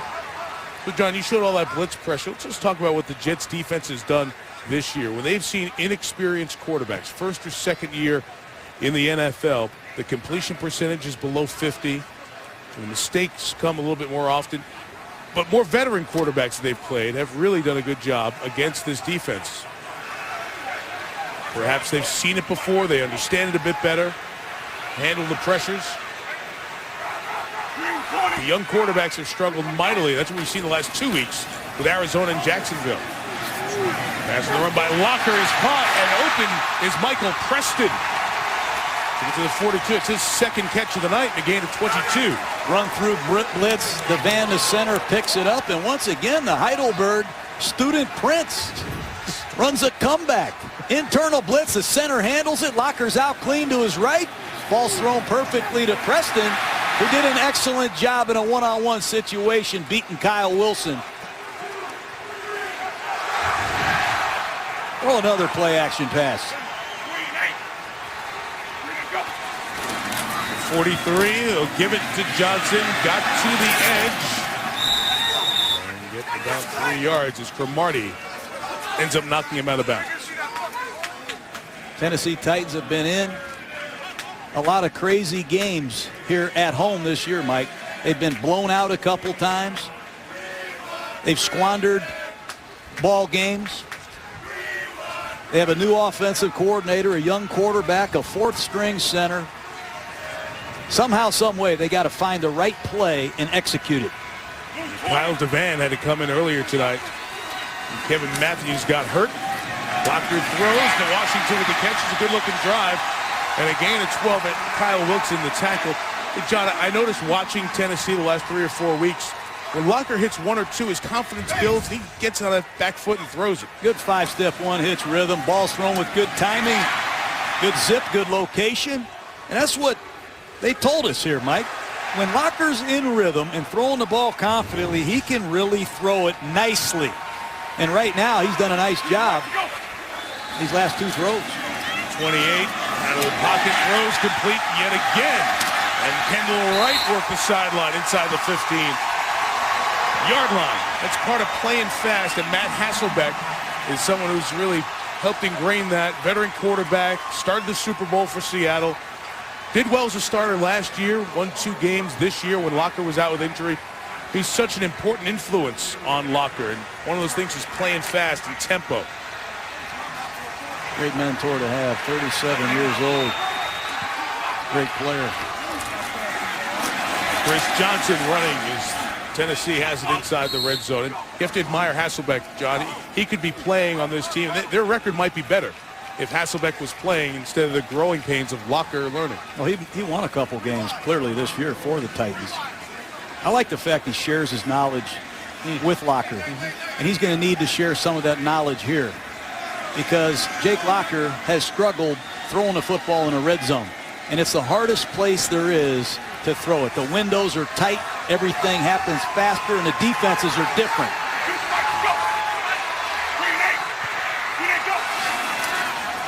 Second and 8, in trouble getting it. It's a design run for Locker. Inside the 5, Locker in. Touchdown, Tennessee Titans.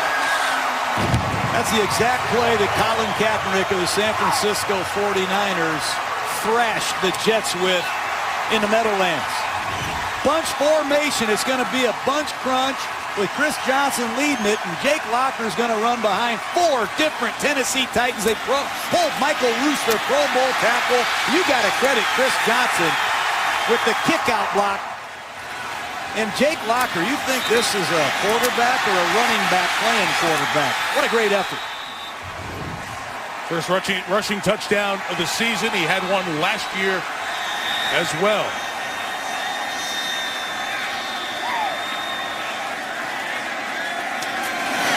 Barones adds the extra points, and Jake Locker 3 of 4 on the drive. And then the 13-yard touchdown run, and some offense is broken out here. I like it. When you have a quarterback that's an athlete, you can design some direct runs. And you saw what Colin Kaepernick did last night again, but look what he did against the Jets earlier in the season. He ran a read option, really made the Jets pay. And down in the scoring zone, here it is, the exact same play, the bunch crunch.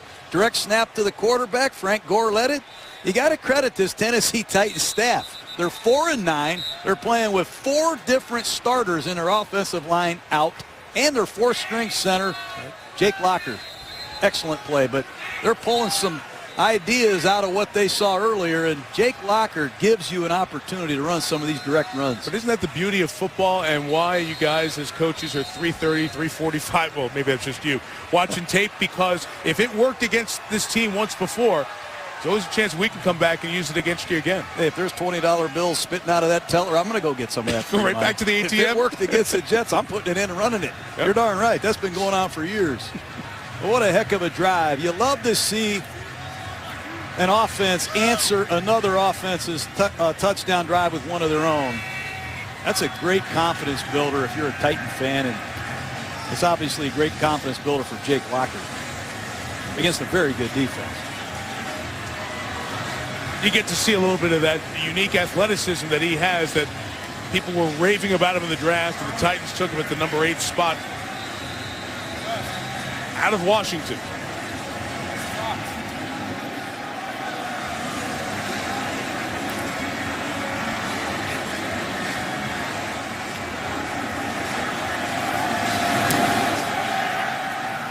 Drive Barones kick from a yard deep. McKnight. So McKnight trying to get the edge. The 29-yard line. I look down on the field. There's a young offensive coordinator, Dow Loggins. You see Tom Moore, 74-year-old, former coordinator of the Indianapolis Colts. Matt Hasselbeck's down there. I mean, how about all the information he's getting? Tom Moore, Hasselbeck, Coach Loggins. He's in good hands down there.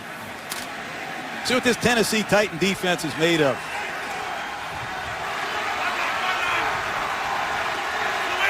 Sanchez off the touchdown last drive after a struggle in most of his first and second quarter, and a spinning run by Bilal Powell. He'll take it to the 25 and will take us to the 4th quarter. Each team a touchdown in the 3rd. Off we go to the 4th. Tennessee by 4. Mike Munchak's team trying to knock the Jets out of the playoffs on Monday Night Football.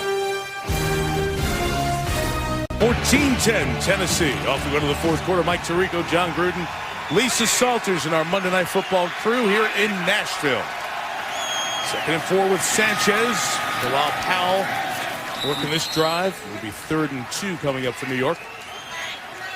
That's really good penetration by Jarrell Casey. Casey's limping off the field. Made a nice effort play to chase that down on the backside. Man-to-man situation for the Titan defense. Jets like their bunch formations. Try to create some confusion in the route. Three of them. Yeah, Zach Brown's made a couple of big plays on 3rd downs. 55 for Tennessee. It's 3rd and 2. And this play is blown. False start, number 63, offense. 5-yard penalty, still 3rd down.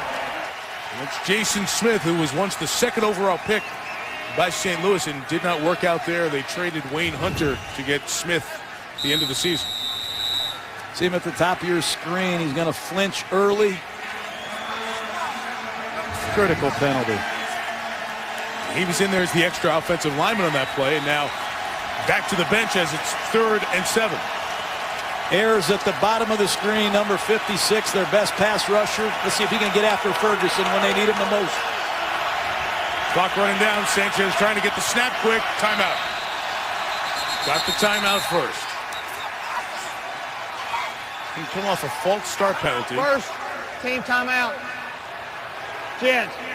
And can't get the play off in time. So the timeout called by Sanchez. 70 seconds into the fourth quarter. Out of the timeout, here are the Jets, 3rd and 7. Pressure coming. Sanchez down. Sacked again. Boy, Jerry Gray, the defensive coordinator of the Tennessee Titans, bringing a lot of pressure. That time it's Griffin and his friends again storming off the left side. You're going to see Griffin come down late off your left side, and they create some one-on-one situations, and Akeem Ayers. The old green dog blitz. I'll cover the tight end until he blocks, and if he blocks, I'm going to go get the quarterback. That time he did a great job. The 3rd and 2 penalty on the Jets. Jason Smith cost them significantly there. And the punts from right to left as you watch into the wind. That's holding them up a bit. Not a great kick from Robert Malone. And Tennessee will take over at its own 32. Last play was a touchdown run by Jake Locker. How about the blocking? Just take a look at left tackle Michael Roos, Chris Johnson. Michael Roos is 320 pounds. How athletic is he? He gets Jeremiah Bell at the 7-yard line. He sustains that block 5 yards deep in the end zone. Kyle Devan, the center, comes out and chops down Bart Scott. Beautiful execution. And you saw Chris Johnson, too, take care of Ellis Langster. Johnson had the 94-yard run earlier. Locker shot downfield. Pulled up in the air. And did Landry catch it? Nope, it hit the ground. Incomplete. Kenny Britt went up for the ball. Kendall Wright, I should say, and he's come down shaken up. So has Cromartie. So a couple of players injured as they went up battling for the ball. Antonio Cromartie.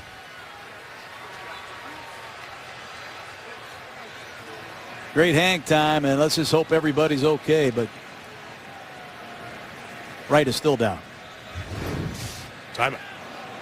Kendall Wright shaken up, walked off under his own power, but was groggy as he got to the bench. The Titans medical staff looks at him as Chris Johnson gets hit hard after a gain of 3. Let's go back to the injury and the coverage here by Cromartie. Good coverage down the field. This ball's thrown in a different zip code.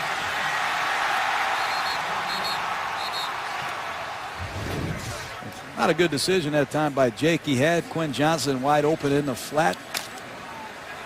3rd down and 7. Jets have brought a lot of exotic pressures tonight in this long yardage situation. Michael Preston again in at wide receiver, covered by Cromartie at the top of the screen. Jets, here's the pressure. Straight through, untouched. Jeremiah Bell, first sack of the season. As you called, John, that's the down Rex Ryan lives for. I don't know where he comes up with these ideas. Mike Pettin, the defensive coordinator, Bob Sutton, the linebacker, Coach, you're going to see Jeremiah Bell show up late to your right. It's like he got dropped out of an airplane, Mike, and showed up from nowhere. But a great disguise. They rotate late. And Jeremiah Bell, at 34 years old, continues to play good, solid football. So Brett Kern again.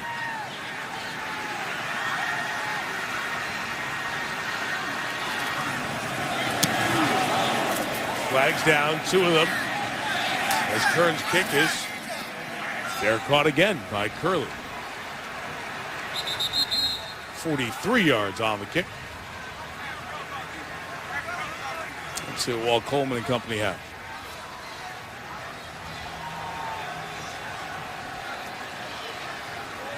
Mike Westhoff, the special teams coach for the Jets, who's retiring at the end of this season. 2 great special teams coaches in this game. Alan Lowry on the opposite side with Tennessee. Boy, you're not kidding. These two. Holding number 38 of the kicking team. That 10-yard penalty will be added on to the end of the play. First down. These two special teams coaches have changed a lot of games and a lot of schemes over the years. There's the Music City Miracle coach, Alan Lowry, 14 years he's been here. Former 49ers staff. And Mike Westhoff, he coached with the great Don Shula. Pro game will miss Mike Westhoff. So the tack onto that penalty, John, the 10 yards, gives the Jets decent field position at their own 39. Down by 4 after big struggles in the second and third quarter. Mark Sanchez, in the middle of that quarter, came up with a decent drive that finished in the Jeff Cumberland touchdown. First down, Sanchez throws high over the middle to a wide open Sean Green, but it's incomplete. These are plays you have to make. Ferguson does a great job against Wembley. Sanchez steps up and just slide your feet and make this easy check down to Sean Green for a minimal gain, but it'll be 2nd and 4, 2nd and 5. These are throws that the Jets have to make. They don't use their backs much in the passing game, and I think it's a real problem. They miss LaDainian Tomlinson in that role. Not winning many fantasy leagues with the number Sanchez has put up the last 3 weeks. 2nd and 10, incomplete for Conrad Rulin, the tight end. But again, the Jets know this. They know what they are. They are ground and pound, that tired phrase, if you will, which is really translation for we're conservative. We don't trust our quarterback to make a bunch of plays because he doesn't have a lot of guys to make those plays. And they've struggled to pick up blitzes tonight. Now let's see what Jerry Gray, the defensive coordinator, does here. He full blitz Sanchez in 3rd and 10 in the red zone when Mark did throw the 1 touchdown pass, but he's been very active with a lot of heat in predictable 3rd down and long situations. Here they come again at the top of the screen. Half dozen coming. Picked up. Sanchez, the throw is complete, but it's short of the first down to the tight end Cumberland. 2 yards short. Like to see Cumberland know where the stakes are and push that route to the marker. But he's going to be clearly short. It's going to be a pivot right over his inside shoulder. He bursts and turns and catches it at 8 yards. I'd like to see him push that thing another yard or so. The Jets have run fakes out of this formation in 4th and short a few times with Tim Tebow as the personal protector. He is not in this situation. And Robert Malone's going to kick it away anyway. Very high, tough to catch. Good job by Reynaud. The wind is picked up a little bit. It's gusting. That one was a tough one. Darius Reynaud brought it down. Just a 29-yard kick. We're in the AFC. 4 spots are taken in the tournament. Houston, Denver, New England, Baltimore. The Colts and Bengals hold the wild card spots for now. Jets are trying to tie the Steelers, get within a game of that final wild card spot. Locker floating it out to Craig Stevens, his tight end. First down for the 5th-year man out of Cal at the 35-yard line. The Jets continue to stem their defensive line. They line up one way, and right before the ball is snapped, they all move together. That time they jump into the old-fashioned Bear defense. They continue to cover the center and both guards. They're trying to mismatch the young offensive line, the backup players of the Titans. Good call that time, moving the pocket.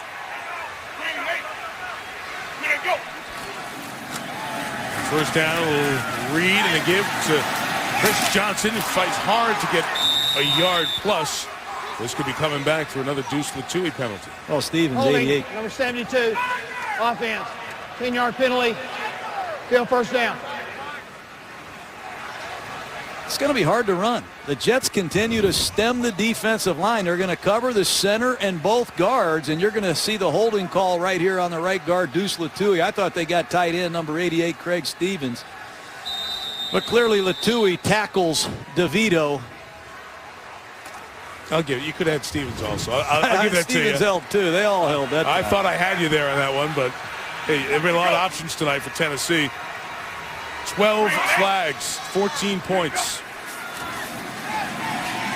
First and 20, Locker throws. Oh, Cromartie almost had a chance to grab on and go. Bart Scott comes screaming into the A gap on a blitz. Titans picked it up. Locker needs to make this throw, but you're going to see blitzing linebacker right there in the A gap. Picked up by Kyle Devan at center, and ball's thrown high. Cromartie almost with an interception. Bart Scott done it well for a long time. You mentioned playing with a modified shoe because of turf toe. Through a lot of pain. Design run with Locker. He's going to get hit hard here by Scott. Just a gain of 4 yards. Been a very interesting season with Bart. Media boycott. Angry at the fans. The halftime of that Thanksgiving debacle against the Patriots. Very candid this week. Said we don't deserve or warrant the right to speak about the playoffs at this point. I coached a guy, Sterling Sharp, who had a terrible turf toe injury. He's wearing a 13.5 shoe. He normally wears a size 12 because of the swelling. What he's gone through to play is amazing. He is a tough, old-school throwback ball player. I'd love to have coached him. Here they come. 3rd and long. Jets show pressure, then they drop 8 in coverage, and Locker throws. Oh, and he was open, too. Lavelle Hawkins was available for the first down, despite the 8 in coverage. Excuse me, Mike. Those are the throws that Jake Locker's got to make. He's had his accuracy questioned in the past. It's an illusion of blitz. They're showing blitz. They're going to bail out of there. It's a 3-man rush. You got plenty of time to set your feet and throw the ball accurately. You got to make those throws with the game on the line. They're double the gunner at the bottom of the screen to the right of this formation. See if the Jets get a return that way. Curley will not fair catch this one. Picks it up to 16. And he returns it to the 23-yard line. After that brief surge of offense with back-to-back touchdowns, we're back to earlier action. What's up, Stuart Scott with you. Sports Center after the game, the GMC postgame report. Highlights and analysis of the Jets trying to keep their playoff chances alive. Top plays from the NFL in Week 15. Maybe something from this game is in it. Maybe. And Jeremy Lin makes his return to Madison Square Garden. All that coming up, Mike. All right, Stuart, thank you. Great to have you with us here in Nashville tonight, pal. 1st and 10 for the Jets. Going into a big wind. The 23, it's Sean Green. He got it out to the 28-yard line. That's that run again, Mike. They keep running this crazy scheme of Tony Sperano where the flow starts one way and they're going to pull both guards. It hit big in the 3rd quarter, and it almost comes out again. McKnight hit that in the 3rd quarter. He had the track speed to get up in that hole, but a nice first down run. Creative scheme. Give Sperano credit. He's got them all in his book.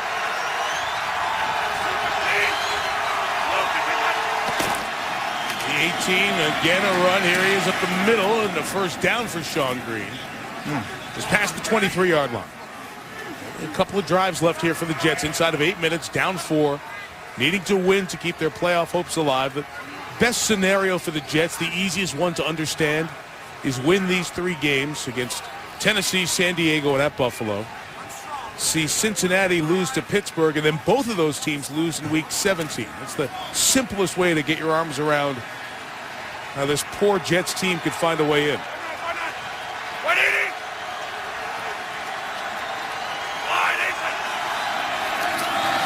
Now a pass with Sanchez. Looking downfield towards Braylon Edwards. Look out. Intercepted. Michael Griffin has his second of the year. At midfield, Griffin on the return. Flag down on the return as he's tackled at the 36. And Sanchez is intercepted for the third time tonight. One thing Michael Griffin can do, he can cover grass. It's a strong side blitz. It's one-on-one coverage on the outside. I don't think Sanchez ever saw Griffin.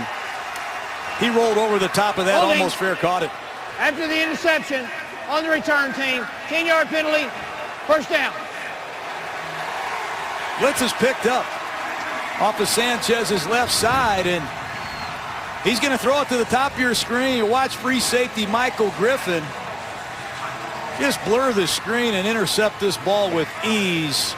Ill-advised throw, and the third interception by Mark Sanchez. Sometimes you fall in love with your favorite targets, and Mark admitted last night he forced the ball to Dustin Keller in some red zone situations, and I just got the feeling he's so happy to see Edwards with the game on the line, he might have forced that one there when it wasn't open.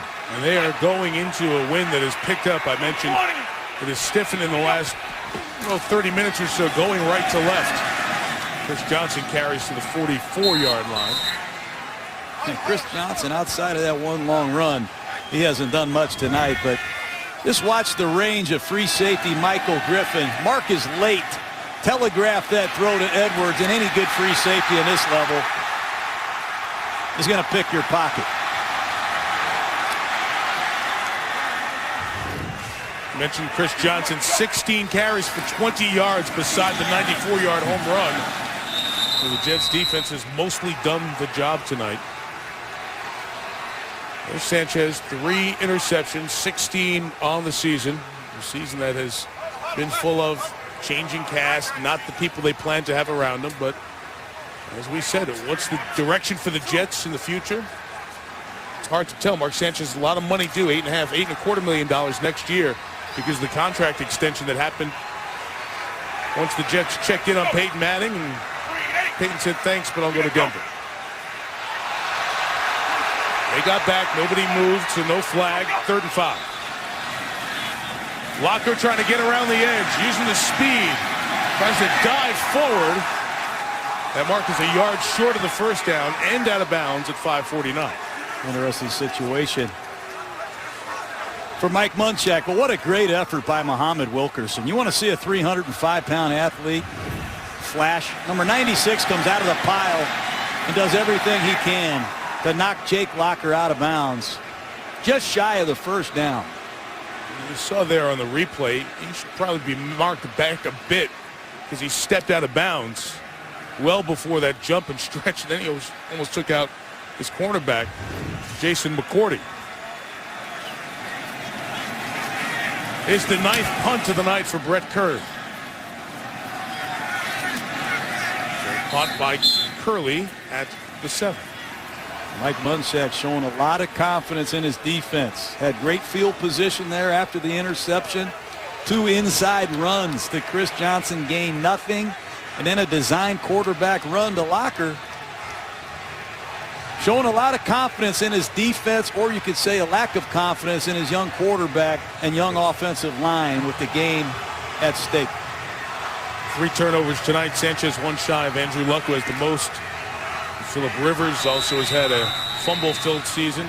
So here are the Jets starting this drive and not getting the right personnel out there. Now they get the 11 as the play clock has started. Big Vlad Dukas has checked in at left guard for Matt Slauson. A lot of role players. They've been rotating those players throughout the season. 5:20 left. Sanchez starts underneath with Sean Green. A couple of Titans tackle him. So progress will get him out to the 12-yard line. Boy, DeBrickashaw Ferguson, the left tackle, is doing a great job against Cameron Wembley. Wembley hasn't gotten close to Sanchez without a blitz. But the former Pro Bowl left tackle is getting it done against Cameron Wembley. Big free agent acquisition of the Titans. You can't pass block any better than that.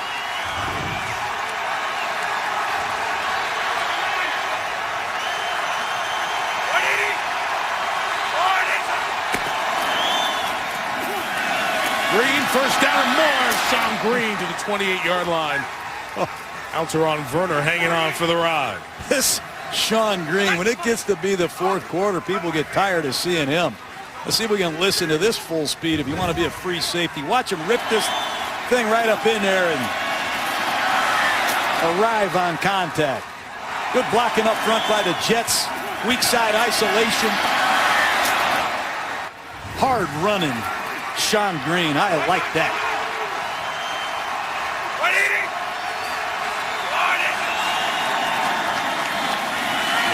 Sanchez looking for Braylon Edwards, who's got it at the 45-yard line. And he'll be stopped there. So these guys just reuniting back on Tuesday when Edwards was signed. Only a couple of practices this week. Hooking up in the big spot.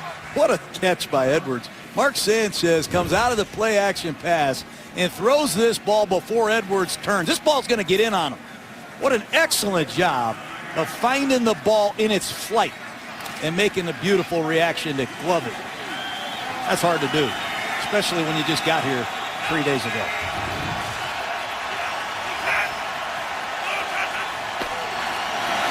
Toss Green. And a lot of blockers. Just across midfield to the 49-yard line. John, the way this drive is going, we get around 3 minutes. This could be the last opportunity for the Jets. Nice audible by Mark Sanchez. You hear him killing it. He's calling 2 plays in the huddle.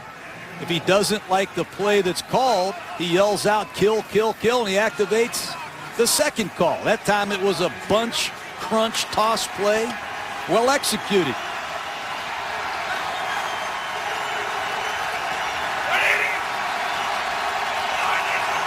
In Titans territory at the 49, Sanchez.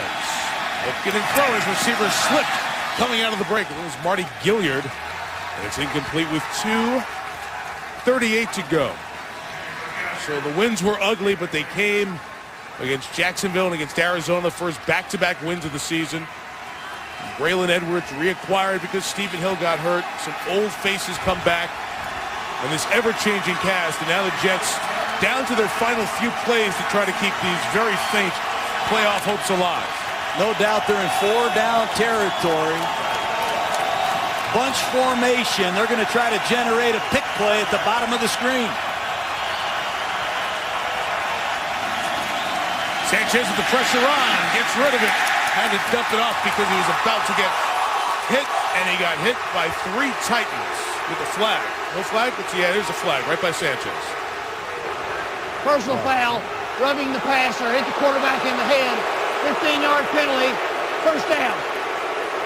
Take a look at it at real speed. Similar penalty that Julius Peppers had called on him yesterday. Boy, I'll tell you. I don't understand that call. Well, that crown of the helmet hits him in the face mask. This guy right here. Yep, there you go. Will Witherspoon, 92, Jerry Austin. 92 comes in. It's not the first guy in there. The second guy in lowers his head, goes right up under the chin into the helmet of the quarterback. Correct call? Correct call. It'll be called every time. 14th penalty on the Titans. Sanchez pumping. On the move, making it up. Getting out of bounds with 2:26 to go. Plenty of time left. Nice job by Sanchez. He's got better athletic ability than people give him credit for. Crowd's not happy, but in hindsight, if you get near the quarterback's headgear, it's going to be called. The Titans need to regain their composure. They need one stop. And the New York Jets are in 4-down territory. Sanchez was jumping out of the huddle, so they did not have a substitution infraction. The Jets have such a problem getting the right people in the game. It's hard to watch an NFL team struggle with the most basic concept. 2:25 to go. Sanchez has to check it. A job in the open field by Bilal Powell, who made 3 moves to get the first down at the 23. And Sanchez slow to get up. They are hammering Mark Sanchez. That's a great play by Mark Sanchez, having the presence to find Powell in his right flat. He's under serious pressure.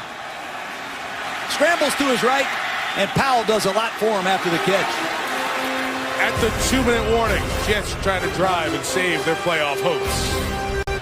Jets 23 yards away from trying to take the lead. As Rex Ryan, who took his team to the AFC Championship game his first 2 years. In the last 2 seasons, a game under 500 and missing the playoffs. Last year was 8-8. They lost their last 3 to the Eagles. The game against the Giants, return on the big Victor Cruz touchdown, and against Miami to close as the Jets were eliminated. Plenty of time to run the football. The play action here on first down. Sanchez double clutches, throws end zone in traffic. Intercepted by Griffin. Down at the 2. I just can't stand, for the life of me, understand why Mark threw that ball.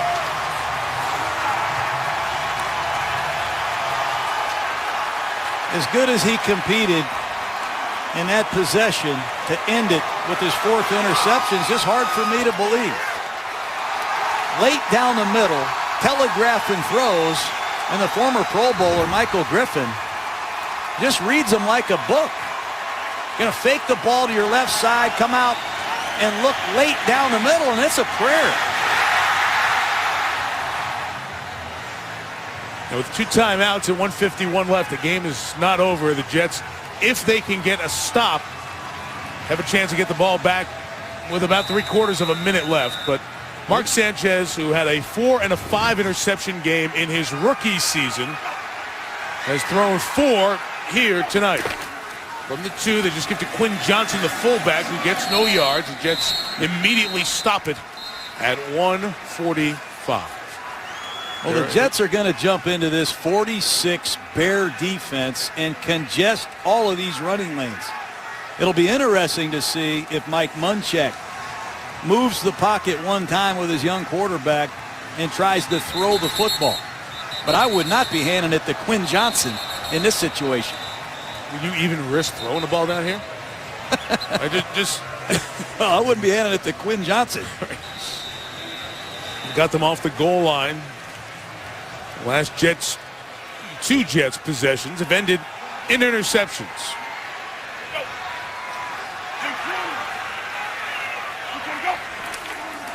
Walker gives to Johnson, who's been bottled up most of the night. Got pinballed back towards his own goal line and is tackled. And the Jets take the timeout. Minute 39 left with 3rd down coming up. And this is where Mike Westhoff, the special teams coach of the Jets, is considering 2 things. Do I come for the all-out block, or do I work my hold-up and try to set up a return? Once again, you see Mark Sanchez reviewing the last couple plays of the ball game, but you have to assume that a kicking play is going to follow this one right here. Be interesting to see if the Jets choose to come after the punter or play for the return.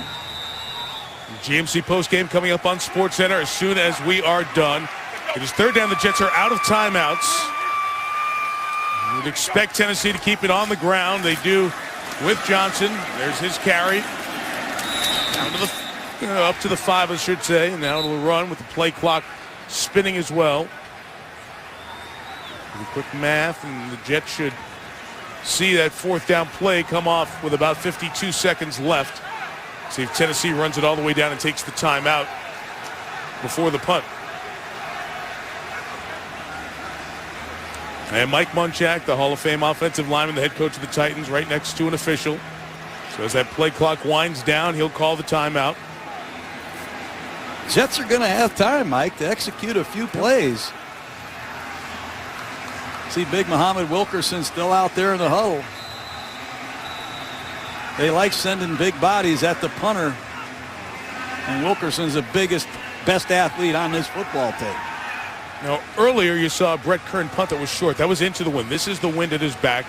This is the last game of Week 15. Then we start Week 16. No Monday night game on Christmas Eve. Will be Saturday night in Detroit. Calvin Johnson trying to get that yardage record of Jerry Rice's. But Matt Ryan and the Falcons, the headline, trying to get the #1 seed with a win. Monday Night Football. See you from downtown Detroit on Saturday. 8:30 Eastern, the kick. Copels and Wilkerson. Left side of your screen. Brett Kern will kick out of his own end zone. Oh, it's off the side of his foot. A terrible punt forced by the pressure that came on Kern. They come to mark it, John, all the way up as the official looks back to the referee to get a mark at the 25-yard line. Jeremiah Bell, Antonio Allen, I think, might have gotten in there. Well, they put big people in the middle. Copels, right side of your screen, and Wilkerson. And you see right up the middle from Antonio Allen, a rookie from South Carolina. But you focus your attention on the big guys and you send heat on the opposite side, and it gets home. And what they did was they sent Alan Lowry, sent the punt protection over to the right, knowing he was going to kick that way, to be able to directionally kick it away. Here's an unbelievable opportunity. In an ugly game, only fitting that a 19-yard punt sets up the Jets at the 25. Low snap, kicked around, on the ground. That's the way this game should end. That's the way the Jets' season should end. Ugly and a loss. 5 turnovers, squandered opportunities, mismanaged situations. It's not a playoff offense. Pro Bowl center. You have a quarterback that's been here 4 years, and the shotgun snap gets botched.